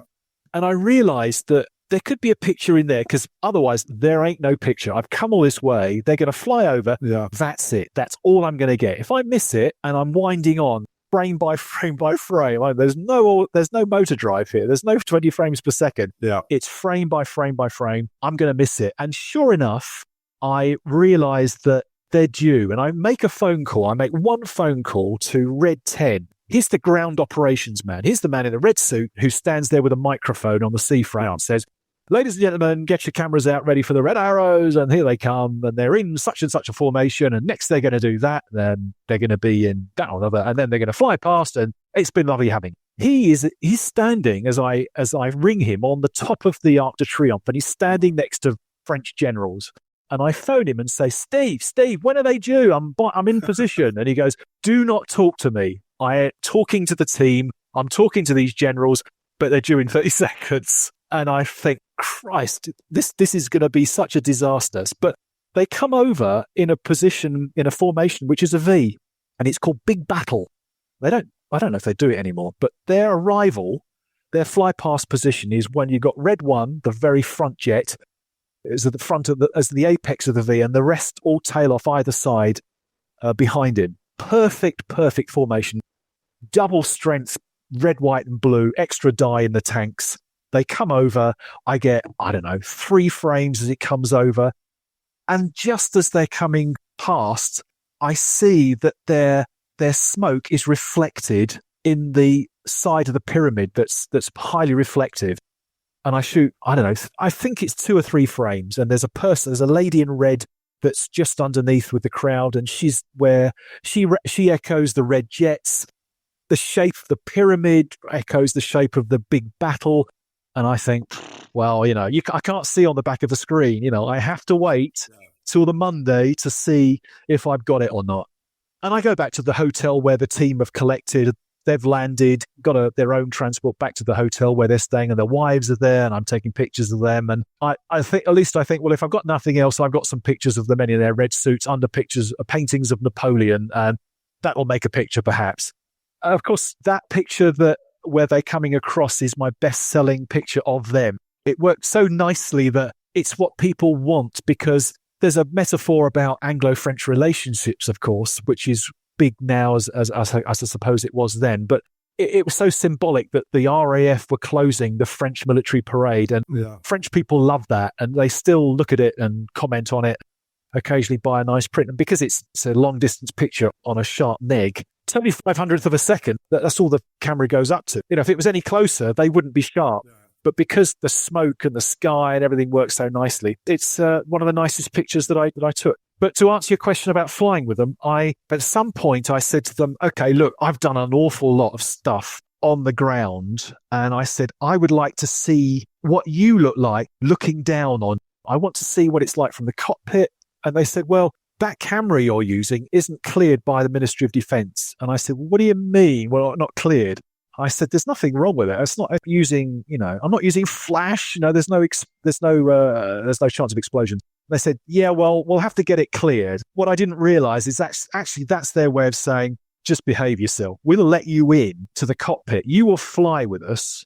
Ryan Seacrest here. When you have a busy schedule, it's important to maximize your downtime. One of the best ways to do that is by going to ChumbaCasino.com. Chumba Casino has all your favorite social casino games like spin slots, bingo, and solitaire that you can play for free for a chance to redeem some serious prizes. So hop on to ChumbaCasino.com now and live the Chumba life. Sponsored by Chumba Casino. No purchase necessary. VGW Group. Void where prohibited by law. 21 plus. Terms and conditions apply. You will get some training on the ejection seat. You will have a medical each time you fly to check your blood pressure and to make sure that, that your pupils dilate when they're supposed to. There's not going to be a medical emergency in the air, because when we do tight turns, you will be experiencing high G-forces, and we will train you to do that. And that's what they did. Yeah. They sit you in the seat. They strap you into this ejection seat that's on a trolley in one of their rooms, and they show you what happens when you pull the pin, that when one of them says eject, eject, eject because there's an emergency, you must do it. And if you don't, you will be in the ground within a few seconds, that kind of thing. So they scare the life out of you. They say, here's a sick bag. We call it a pick and mix after the bag that you get from Woolworths when you choose your own sweets. You will have that in your pocket. Yeah. If you feel sick, you will not throw up in the cockpit. You will throw up in the air, in the bag. Okay, got that. I know when to pull the pin. I know how to hold my breath now and grunt and hold all the blood down in my stomach so it doesn't rush to your head. That's when you pass out. All those kind of things. And they said, okay, you're clear. And I went eventually on 6 flights with them. I flew on lots of different positions where the air display that they're doing looks different from each position. So, for example, if I'm with Red 1, in the back of Red 1, because they're 2-seater jets, the formation is different as opposed to when I'm at the aircraft at the very back, where I can see through the perspex at the others above me, around me. So I would plan each picture I want to do on each flight. So bearing in mind that I've got the 6.7 Mamiya, I've taken manual focus. It's focused, pre-focused and taped to infinity. I've removed the strap because they don't want the strap snagging on the stick that's in front of you. So the stick that is waggling around in front of you is echoing the inputs that he's putting in the front cockpit. So it's waggling around in front of you. They do not want any strap snagging on that stick because that's going to echo his input. He will then lose control of the aircraft. And bearing in mind, in some display formations, we are 7 feet from another wingtip. He doesn't want that. So I'm very conscious that I have to take off the strap. And also that I've taped up any sharp edges, so the lugs of the straps, there's sharp lugs that are on either side, there's silver things. They're all taped up with gaffer tape. I've also gaffer taped up the film back because I don't want any accidents where the film back's opening up. I've got 20 pictures to photograph each display. That's it. So I will do one flight. I will shoot 20 pictures, 20 frames. I will, at the end of my week, go back home and I will see those pictures for the first time on the Monday morning when Metro have processed my contact sheets. So there's a lot of wastage there. And each flight I make the same mistakes. I'm not judging the moment because there's one press of the button each time I want to shoot the picture. I've worked out with the pilot, and sometimes he's within the formation, and sometimes we've flown in an extra jet where we're what's called photo chasing. We're flying above the whole formation. I'm looking down on them where he's tilting the wing 90 degrees, and I'm looking down on them, and I'm seeing in glorious detail the fields of England. This is England's pleasant pastures. This is the iconic red arrows with England in the background. We've got farmers' fields. We've got roads running through. We've got the A15, which is a large diagonal road that I use. That's a Roman road, and the Roman road has only been diverted to allow for the lengthening of their runway back in the 70s or 80s. So there's history here, and there's something I want to say about looking down on these red aeroplanes with green fields in the background. And because it's shot at an infinity at a 500th of a second, everything is really sharp. I think they then realized that actually, because this is in the very, very early days of digital, their own photographers are using early digital cameras. I've never used a digital camera in my life. I'm using the film and the cameras that I've ever used for some years before, and I know what they're going to do for me. So they're very unique pictures, and I don't believe anyone's done it before, and certainly not since, that these pictures are very non-aviation aesthetic. They're not plane spotter pictures. And actually, I got strange reaction from when eventually I found a publisher for a book by complete accident. I finished the project. I had the pictures. They were scans on CDs and on hard drives, but I had no publisher. Ultimately, when I found a publisher by complete accident by someone I met on a job for Stern magazine at a car event, actually, it was not Mercedes, Who's Lewis Hamilton's other team? Down in Woking. McLaren. It was a job at McLaren I did for Stern magazine. Met a writer who said, I know a person that would publish this. He's an accountant, but he's got his own publishing company, and everyone else turned me down. Can you believe it? Ultimately, I found a publisher, but by that time, Cat's IPG had folded. I had no agency. So I had a project and a publisher, but I had no support crew. I had no Tara Byrne actors. I had no Seamus O'Clearys. I had no Toms or David Meddells or Zeds to show this work to. I was completely on my own, very isolated. But I had a feeling that a man who I knew designed books would help me. And that was a man called Smith. His name is, do you know him? No. Stuart Smith. No, I've never met him, no. Stuart Smith did fine art at the same time as me at Newport. Right. Not fine art. He did graphic design. He was a graphic designer. He was publishing books for Magnum. He is the book designer for Elliot Erwitt and lots of Magnum books. He was just... Based in London. He was the best book designer in London. I still believe he is. He just specialises in photography books. And I said to him, hey, Stu, it's me, Richard. I've just done this thing. Would you take a look at it? Oh, well, okay then. And I took him some work prints and some... Yeah, I think they were work prints. And he said, well, I'll do a dummy for you, but until you find a publisher, I ain't interested. You need to find someone to publish this for you. So it all fell together in sequence. Once I found the publisher, I knew that Stu would help me. We worked on this together in 2004, the summer of 2004, at his studio in Clerkenwell. And so we spent some months putting this book together painstakingly. I suppose what I would do differently now is if I had my time again with the same material, and let's say this is still 2004, I wouldn't have made it a wordy book, because I would, in the latter stages of going backwards and forwards to the agency on the bus, I would sit at the back and I'd write up my notes, and I would essentially write book and transpose what I was writing down at the time, my feelings, my experiences, the technical stuff, which I ultimately put into the book. A lot of our time ultimately was spent in editing the words and the text for the book rather than the pictures. If we'd just made it a picture-only book with a brief intro by one of the Red Arrows team or something, that would have been quite feasible to do. It would have taken us a lot less time. As it was, the writing and the editing of the writing, because I hired an editor to do just that, turned into a real nightmare. And we fell out. Stu and I were having to deal with this person who... I'm not sure what was going on in her life, but it wasn't a happy time. Ultimately, we got it published and it was printed. The publisher allowed me to go to Singapore. He paid for my air flight to go down to Singapore for me to go on press, and it was a great time. And wow, ultimately. Imagine if you had Instagram then when you were in Singapore. Oh my God, if I had Instagram, there was no Twitter, there was no Instagram. I could have... I've published a couple of books, but the thing I have never done is been on press, and that's just something I may never experience. It was a lovely thing. And you know what? You walk into the small printing press in an industrial estate in Singapore, and they've got their little dot matrix board out, their little stick-on letters. They're saying, welcome, Mr. Richard Baker, Red Arrows. And it was a little lovely thing. And they took me to lunch to Singapore street food, and then we'd come back, and then they'd wake me up in the middle of the night to check on another sheet, and I'd sleep on a camp bed in their... So romantic. Oh, a camp bed in their VIP, their executive boardroom.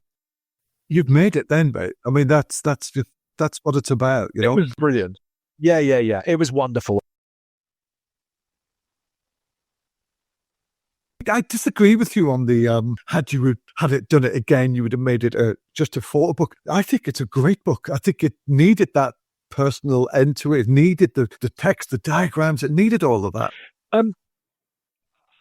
I felt that I had to tell their story because they gave up so much of their time and resources to helping me. Of course you did. And not only during it, but afterwards as well. They fact-checked every sheet, and they came back with corrections and wording and terminology that wasn't quite right. And so I felt that I owed it to them. That's great. To tell their story. And you know what, Zach, the ultimate accolade, the ultimate honor I had was for them to buy. I mean, I gave them a free copy each, every member of the team, 100 or so. They got a free copy of the book that was allowed for in the print run. Yeah. But they not only did that, and we all signed each other's books, and they wrote some lovely things in my book, and they smeared red and blue dye all across the signature page, which was lovely. Yeah, and completely vandalized it, which was great. But they all bought copies for their own families because they said, this is our time. This is the time when we're young men doing an extraordinary thing. And even now I'm in touch with them, and we hark back because the hierarchy doesn't exist anymore. They're not Red Arrow's pilots, and I'm not just some other photographer who happened to visit them for sometimes the last year of their RAF careers. Nowadays, we're friends who exchange banter on LinkedIn or whatever, and they're now commercial pilots or flying 777s on BA, or they're in defence. Doing all that kind of thing. But there's still that camaraderie there, and we talk about that time that was nearly 20 years ago, and where it was their special time as well as my special time. And actually, if I can go back to or fast forward to A Fortunate Woman, where I said to the doctor, who I rode in her car to an appointment, a home visit where she visited an elderly gentleman, and it's in the book where she's bending down and she touches his hand because her doctoring technique is to touch and to feel, especially if there's masks involved. The human touch cannot be replicated. And I said to her, I remember very clearly on one of our last journeys back to the surgery, I said, this is our time. When we look back on whatever happens with this book, we know it's going to be published because there's a publishing deal. It will be printed, but when we speak to each other, hopefully in years and maybe decades to come, I hope that you and I are still friends, that we can see how this partly changed our own lives. And I think that's a lovely thing where you can speak to your subject and empathize on a level where you've both shared the same experience, but from different angles. She, or the Red Arrows, as the subject, and me as an author or an artist, to report on their story. And she said a lovely thing, as well as they have, thank you for telling my story. Yeah. It's a remarkable thing, she said, to have one's story told in such vivid detail, not just in beautiful writing and the way Polly has written about me, but in the way that you've summed up my career at the time I am in my career in her late 40s. And so that for me makes this so worthwhile, and I think about that often. It's not just about looking at the pages that are printed in the book and reading passages back through it, and it all floods back to you, and you look at the book in a bookshop in Waterstones and foils and Hatchards, which I do while it's there because I can, and it won't always be there. I go back to it and look at it and go, oh, that's a really special thing to do, regardless of what people think of it. And I know perhaps some people in the photo community don't perhaps get it because all they do is flick through, right way round, backwards, I don't care. And they just look at the pictures and they go, perhaps.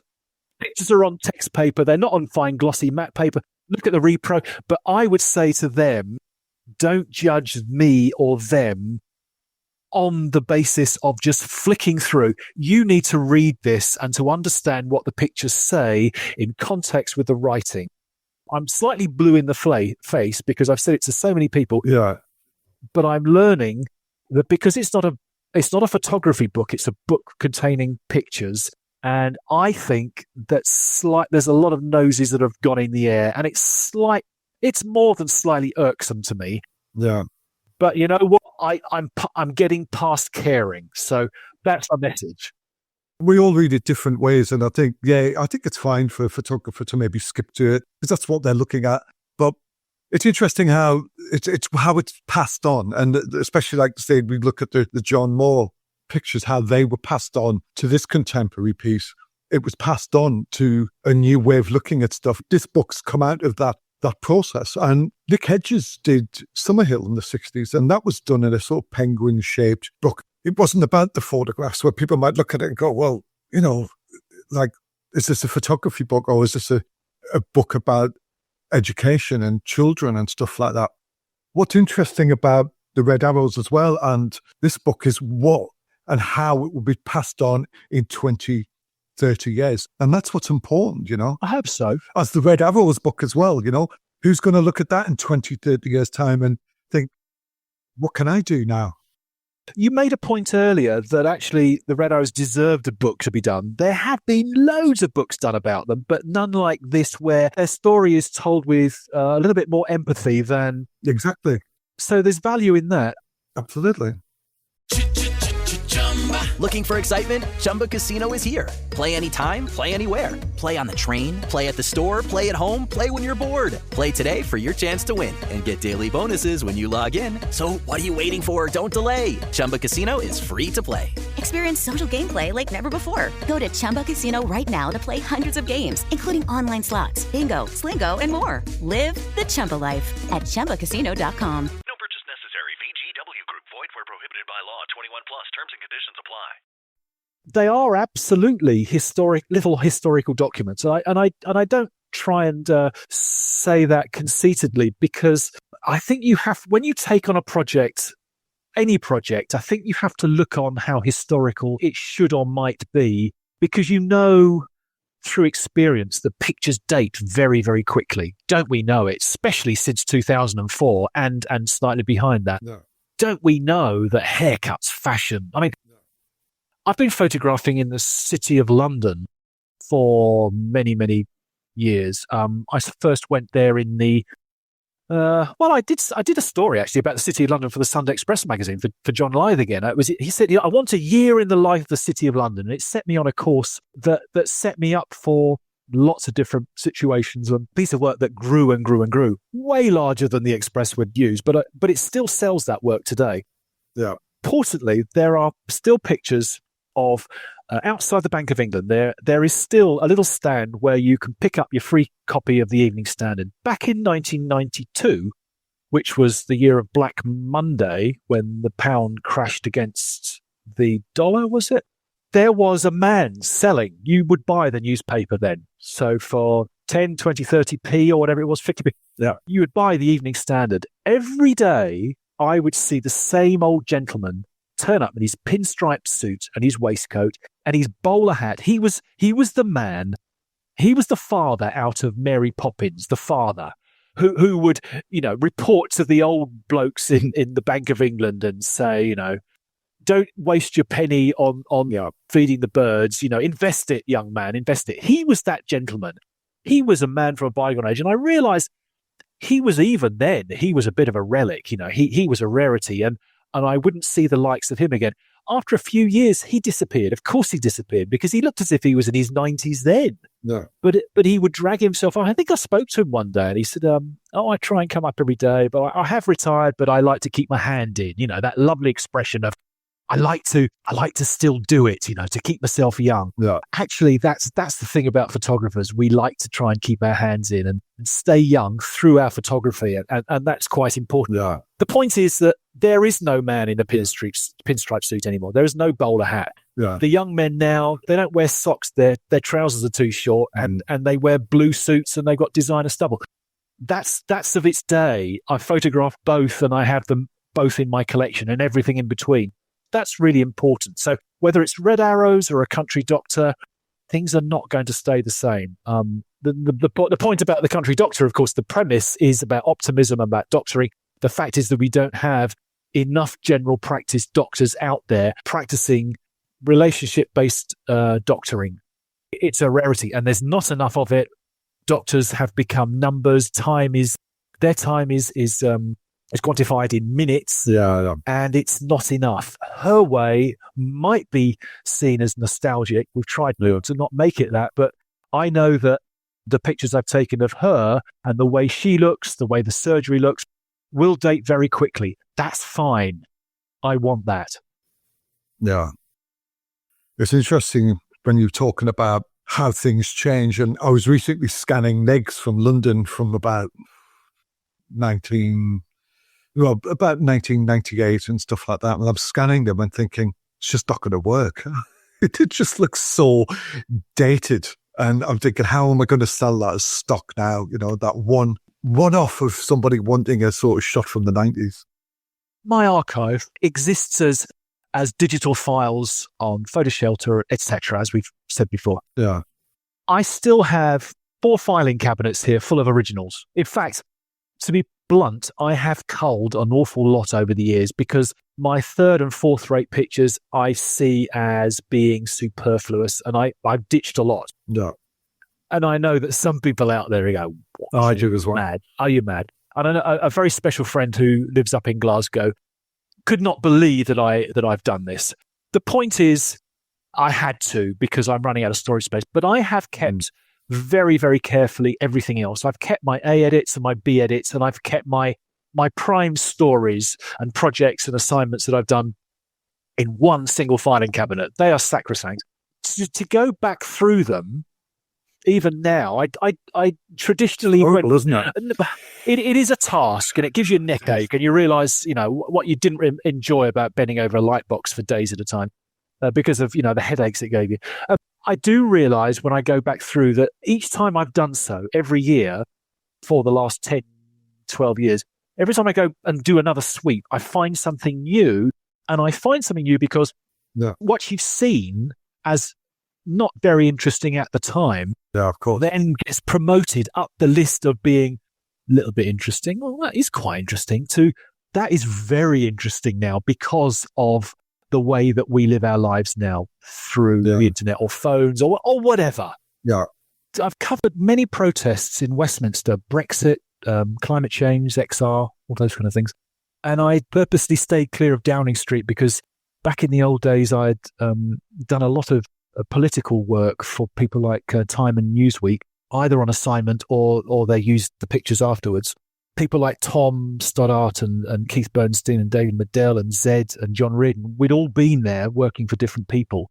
So I'd been and done the Downing Street thing. And for all those years of going on to other things, other assignments and books and things, I had steered well clear of Downing Street. But because it was someone said something to me on Instagram just before when the rumours were circulating that Boris was about to go. I thought I'd really like to be there to see him get in the car and drive down the lane again, just as Thatcher did. I thought that was quite enticing. Yeah.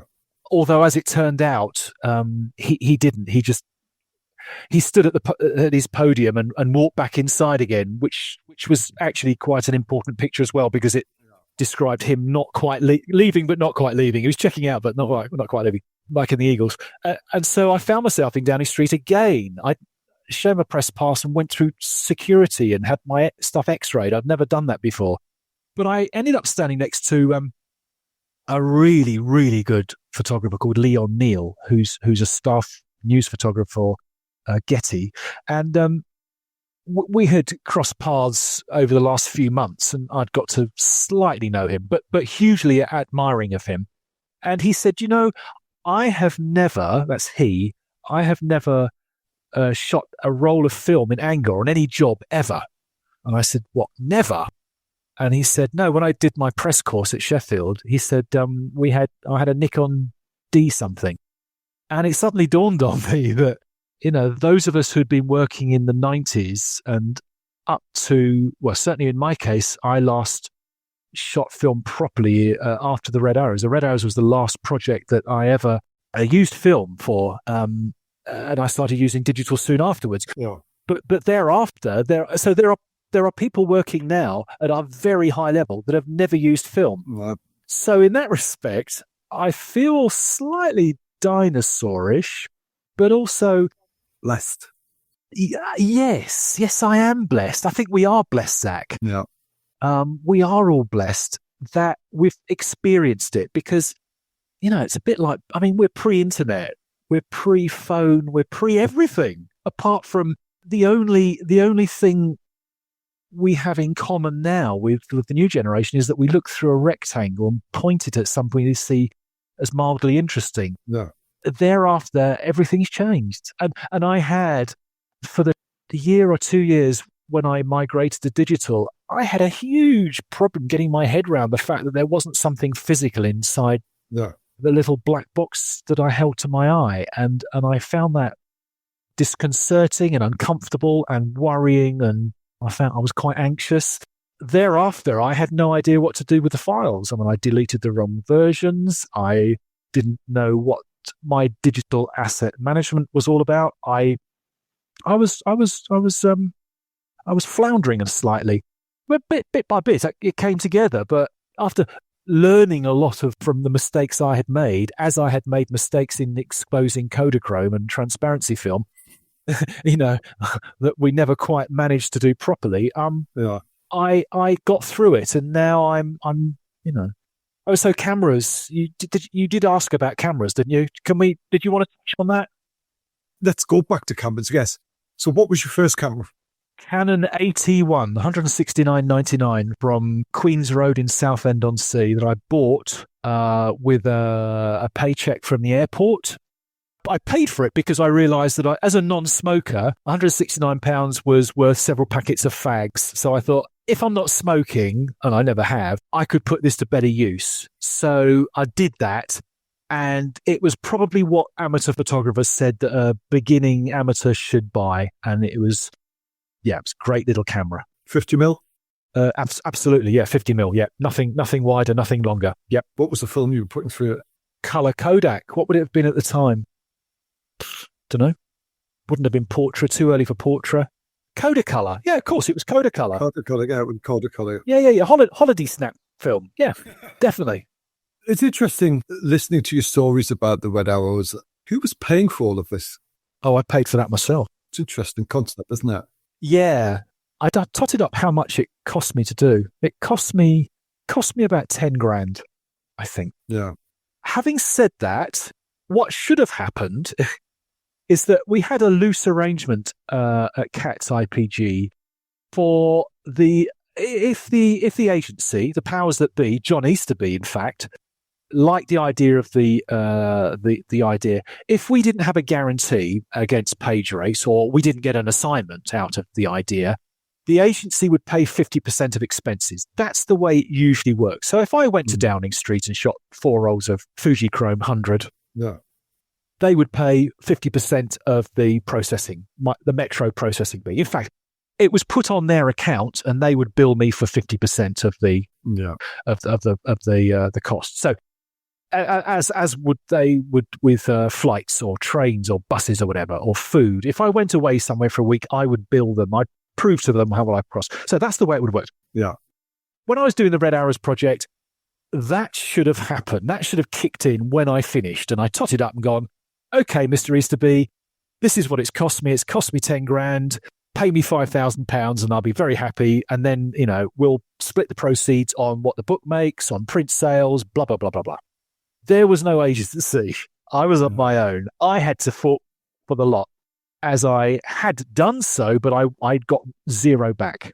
In fact, when the agency folded, there was a threat, and this was nothing to do with John. This was the powers that be that took over the insolvency of the agency, because don't forget, we were owned by Hachette. That's right.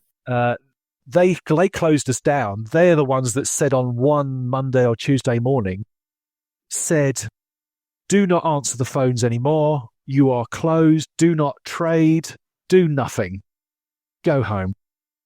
And essentially, thereafter, the whole of Cats Pictures archive and thereafter was dismantled piece by piece by students who were sat at the ex-start desks, finding pictures from hundreds and hundreds of contributors, stuffing them into plastic sleeves, and then in theory boxing them off and sending them back, or having photographers come and get them. Yeah. What happened is that they were putting them into plastic sleeves, turning them upside down. Lots of originals are falling between the floorboards, where they remain to this day, I imagine. Wow. Not only that, but the people running the insolvency said the scans of your projects, like yours, Richard, Red Arrows, you don't own those, we own them. They were scanned on company time by company staff, and I had 700 scans of negs that I put for, they would scan them for me. So when I say that I was out of pocket £10,000 or £5,000, but I had a hard drive full of, or the computers full of a folder saying Richard Baker Red Arrows, 700 of which were high-res scans. Yeah. They then said, you can't have them. Nice. So, yeah, nice. So what we did, or what I certainly did, and what many of us did, was go out and buy a new generation of hard drive that plugged in by USB from, what was it, from Flash Center or somewhere. Yeah. And plugged them in at lunchtime when the insolvency man left for lunch, plugged them in and dragged everything into the folder and walked out with my scans. And that's how I had the scans for the book. Otherwise, I would have had to have scanned all my own work themselves, which would have cost me how many X £1,000, a huge amount, because I didn't have an Imancon. I didn't have any Canon scanner. I don't know many people, apart from one person who's got one of them. David Levinson's got one. Well, maybe I could have paid Levinson to do it, but he would have charged me, the going rate. Of course he would. No, you know what? He did mine for free. He did about 7 or 8, well, only 7 or 8. He did some for me for free. It was very kind of him. Did he? Oh, well. The point was, Zach, it very nearly didn't happen. That project very nearly didn't get published for all sorts of reasons, least of all, It is Ryan Seacrest here. There was a recent social media trend which consisted of flying on a plane with no music, no movies, no entertainment. But a better trend would be going to ChumbaCasino.com. It's like having a mini social casino in your pocket. Chumba Casino has over 100 online casino-style games, all absolutely free. It's the most fun you can have online and on a plane. So grab your free welcome bonus now at ChumbaCasino.com. Sponsored by Chumba Casino. No purchase necessary. VGW Group. Void where prohibited by law. 21 plus. Terms and conditions apply. I wouldn't have had my scans, but I had my negs, but I didn't, I didn't have an agency, then I didn't have a publisher, then I didn't have an agency, and it could have, they could all still remain on DVDs just sitting behind me here in my office. That's where it could have ended up. As it happens, I negotiated a deal with the publisher to give me 750 books that I could give away to art directors and picture editors as little sweeteners, saying, I'm on my own here, I'm floundering, I need some jobs. Will you take me on? Will you give me some work? Almost felt as if I was back from scratch, except I had a book. And I did so in the summer of 2005, which you may remember, there was a series of explosions on the underground in London, including a bus and including the tube. I, at that time, was travelling into town with books laden in a big rucksack, all packaged up, all addressed, and with personal notes and cards to advertising agency, art buyers and picture editors, people who I thought would be able to buy into the product and give me some work and maybe allow me to do something similar. Yeah. And people on the tubes and on the public transport gave me a really wide berth when I was getting on with this big rucksack. I mean, can you imagine it? The paranoia and the nervousness at the time was quite remarkable. So it was around that time that I was hawking around the book, and I got absolutely nowhere. I got nothing out of it. And I on one morning I thought, I know the person I'll send it to. Let's try this person. Let's send it to a writer whose work I quite admired and I was intrigued by, and it was a philosopher, writer, and essayist called Alain de Botton. Yeah. And I knew that he had published a book called The Art of Travel. And in it, he confesses to be an aviation nut, but not a plane spotter. And that really struck a chord with me because I just thought, I wonder if he'd like to see these pictures. Who knows what would happen if he likes aeroplanes and the aesthetic of air travel, of airports, the culture of being a passenger and being an air traveller. Let's just see if he likes it. And I sent him a copy to his agent, and within 2 days I got an email back from Alain de Botton who said, hello, really, really like your book. I've just spent 2 hours, in fact an afternoon, looking at your website, and I think this is really interesting work. I am writing a book. I'm just researching it at the moment, and would you be interested in collaborating with me? This idea of a book called, it was a book about the world of work, about logistics, about how products reach our. Let's pretend that we're doing a book about a chapter about tuna fish. Let's, for example, say, I wonder how a tuna fish is caught in the Indian Ocean and how it ends up on our dinner plate on a Friday evening. Let's explore how things get to where they're supposed to do. Let's imagine that we are traveling with the product and see how the transportation to get there. The commodities of our daily lives are ending up where they need to be sold. What's capitalism all about? Let's also see where pylons take electricity. Let's imagine electricity flowing across a landscape and ending up from Dungeness, let's say, at the power station where it's generated, to, let's say, the West End of London, where the consumers are burning the power to power neon lights. Let's do that kind of thing. Are you interested? The Pleasures and Sorrows of Work. And that became a book called The Pleasures and Sorrows of Work, which led on to another book straight away, because he was asked on the strength of that book whether he would become an artist in residence at Heathrow. And he said, yes, but I will only do it if you make joints. I can ask Richard Baker to do the pictures. So he and I spent 3 weeks running around Terminal 5 at Heathrow, and we did a book that was sponsored by British Airports Authority, BAA, that doesn't exist anymore. And they said, well, we said, first of all, yeah, but what if we see a cockroach running? Oh, this is a famous instance.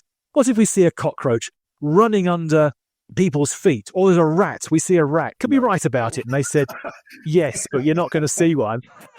And we thought, well, let's go and find a rat or the cockroach. Let's just prove a point. The point was, they let us basically write little stories, little vignettes, little portraits of passengers and the people who work there. And it became a little paperback book that was published by Profile Books. Became a success in that it was the archetypal airport book that was sold at airports for people to experience as passengers stories of other passengers about air travel and that period. And so as a result of that book, it was like leapfrogging, stepping stones from Red Arrows to Pleasures and Sorrows to Heathrow. Became an idea that was published by Profile Books, the Heathrow book.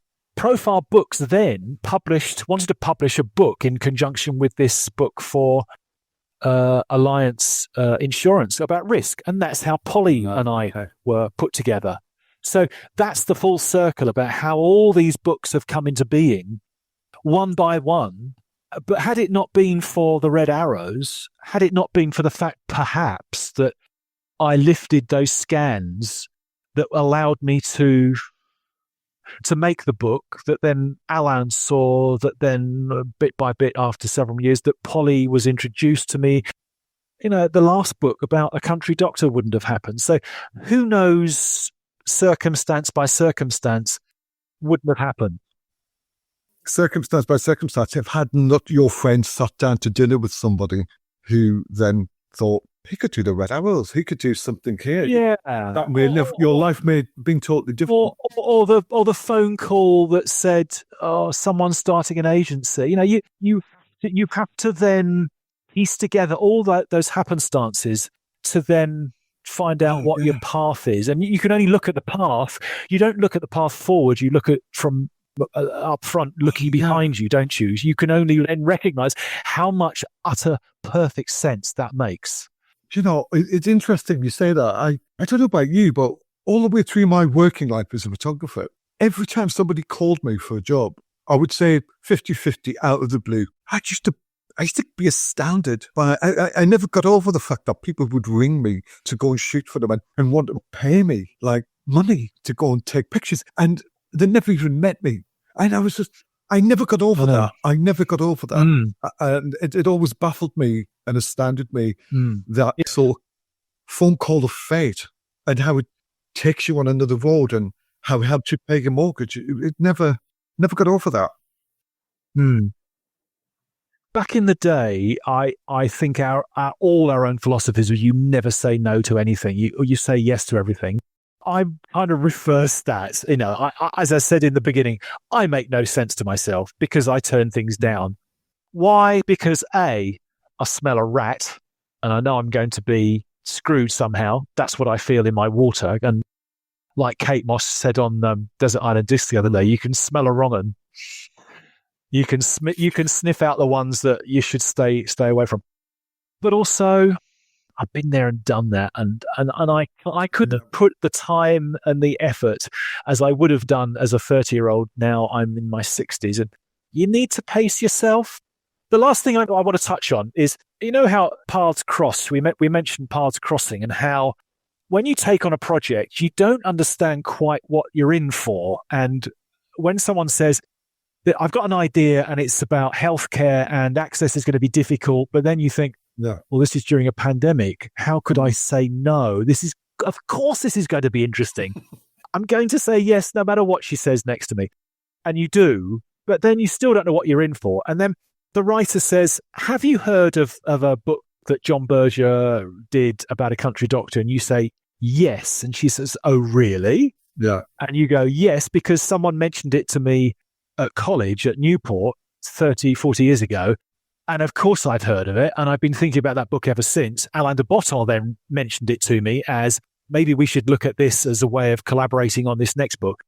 To then say to this current client, a collaborator of mine, or as John Berger might say, accomplice, because he used to call Jean Moore an accomplice. So Polly hasn't heard of the book, but I have. And then when Polly, the writer, says to the doctor, I don't suppose you've heard of a book by John Berger that was about a country doctor in 1967. And the doctor says, it's why I became a doctor. I know that book. And I've read it 4 times. Wow. Once, twice, 2, 3 times when I was a teenager, when I was 14. Once when I finally thought I might want to study medicine. And then by accident, she then discovers, after she's become a doctor and she's accepted a new post in a country practice, she then realizes that the book is in exactly the same practice, the same landscape as she's been into. Wow. That's when you think the threads are all, the stars are aligning here. The stars say this was meant to be. Totally. That's when you realize you've got something special on your hands. And to be honest, that's not where the coincidences stop. They go on and on and on. You think, this is really cosmic. It is. It is. How to have fun anytime, anywhere. Step 1. Go to ChumbaCasino.com. ChumbaCasino.com. Got it. Step 2. Collect your welcome bonus. Come to Papa welcome bonus. Step 3. Play hundreds of casino-style games for free. That's a lot of games. All for free? Step 4. Unleash your excitement. Chumba Casino has been delivering thrills for over a decade. So claim your free welcome bonus now and live the Chumba life. Visit ChumbaCasino.com. No purchase necessary. VGW Group. Void where prohibited by law. 21 plus. Terms and conditions apply. And that's when you think, I should have said, I'm glad I said yes to this because this was meant to be. So all these circumstances, all these little Venn diagram circles, all converging, you think, I've taken some right decisions and I'm probably taken some bad ones, but you don't remember those, do you? You just remember the good ones. Well, going full circle, we actually worked together on UK at Home in 2008. Oh, yes. Oh, that was lovely, wasn't it? Oh, yeah. That was the freedom. It was a nice free job. The freedom of the shoot was. What did you do on it? I did. I think I had 3 pictures in. I did, because I'd come off the back of my Birdman, I did a colour picture of a guy holding the winged pigeon, the pigeon with its wings flapping in the windows. I did some people eating fish and chips in Oxfordshire, and I did a mother and a son in Newcastle. Oh no, I had 4 in. I had some woman mowing the lawn, and the husband had his feet up reading the paper, and she was mowing the lawn around him. I've got a few in there. What did you have in? I'll look them up afterwards. I have it on my shelf. Of course you did. Yeah. I did. I went mad. I said to John, give me everything. I've always wanted to do one of these books. And so he said, well, come up with some ideas, but also we'll feed through lots of things. I ended up in Scotland. I ended up in the Isle of Skye. I went down in a submarine. I went to the peace camp. Then I went to visit a hermit that lives in a stone shack on the Isle of Skye. I went round the Isle of Skye, did loads of things. Loads of things. It was great. Great couple of weeks. Really, really enjoyed that. Were you at the party then? Probably. The exhibition launch party? Don't remember much about it, but yeah, I imagine it was. Yeah, I'm sure I was. It's amazing. Now I can't remember much about it as well. It was a good party. Thank you for your time and listening to your stories and your connection with photography in your life. There's one little question in my head. When you said you were shooting your Mamiya in the cockpit of the plane, you said you had 20 frames. Were you on 660 film then? No, it would have been less than 20, wouldn't it? Because 6.7 on 2. Yeah, no. So I shot 220. Yes, I shot 220. 220. That's what I mean. Yes. Where did I get 660 from? Yeah. No, it wasn't 120. 220. It was double length. Yes. So the issue is that you've got so much more film wound onto the spiral that actually it's very tight. So winding it on you've got to be really careful because otherwise it could snap.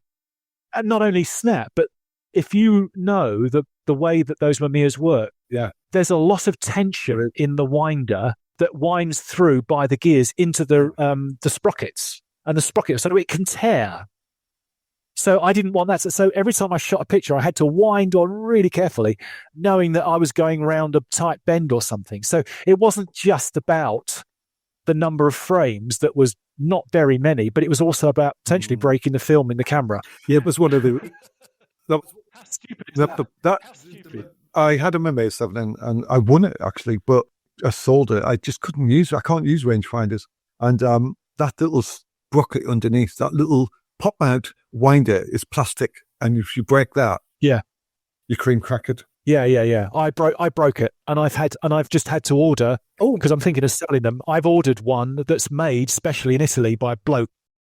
And that's the car. I give you that contact. Did you? Yeah. Remember, we had that long phone call. And I was telling you about it. It was me. About the brass. Right. Okay. And you found him on Flickr, and that's how I found him. And he still makes these little. If anybody wants, he makes it and sends it to you. And I got someone in Shoreditch to fit it for me. But unfortunately, because I thought that was the only thing wrong with it, the focusing mechanism is knocked out of alignment. It's going to cost hundreds and hundreds to get it fixed, and I'm just thinking it's not worth it. I know a great man in Maidstone, old school film guy. He's amazing. You should. I'll give you his contact, please. Anyway, a Mamiya 7. There's a little winder which pops out. This is for anybody listening doesn't know what we're talking about. There's a little winder at the bottom which turns out when you're rolling the film in, and it's a plastic. It's a design fault. If you've got a Mamiya 7 and you want to, and it's broken, we know a man. He makes brass ones. We do. There you go. Listen, man, it's been a real joy. And I think, this is going to be a 2-part. Oh, is it? Oh, God. Well, good luck to anyone that wants to listen to me for 2 parts. Thank you very much, Zach. Oh, it's been great fun. It's been wonderful. And thank you. Enjoy your next book project. I'll let you know. All the best, mate. Take care. Cheerio. Take care. Bye. Bye.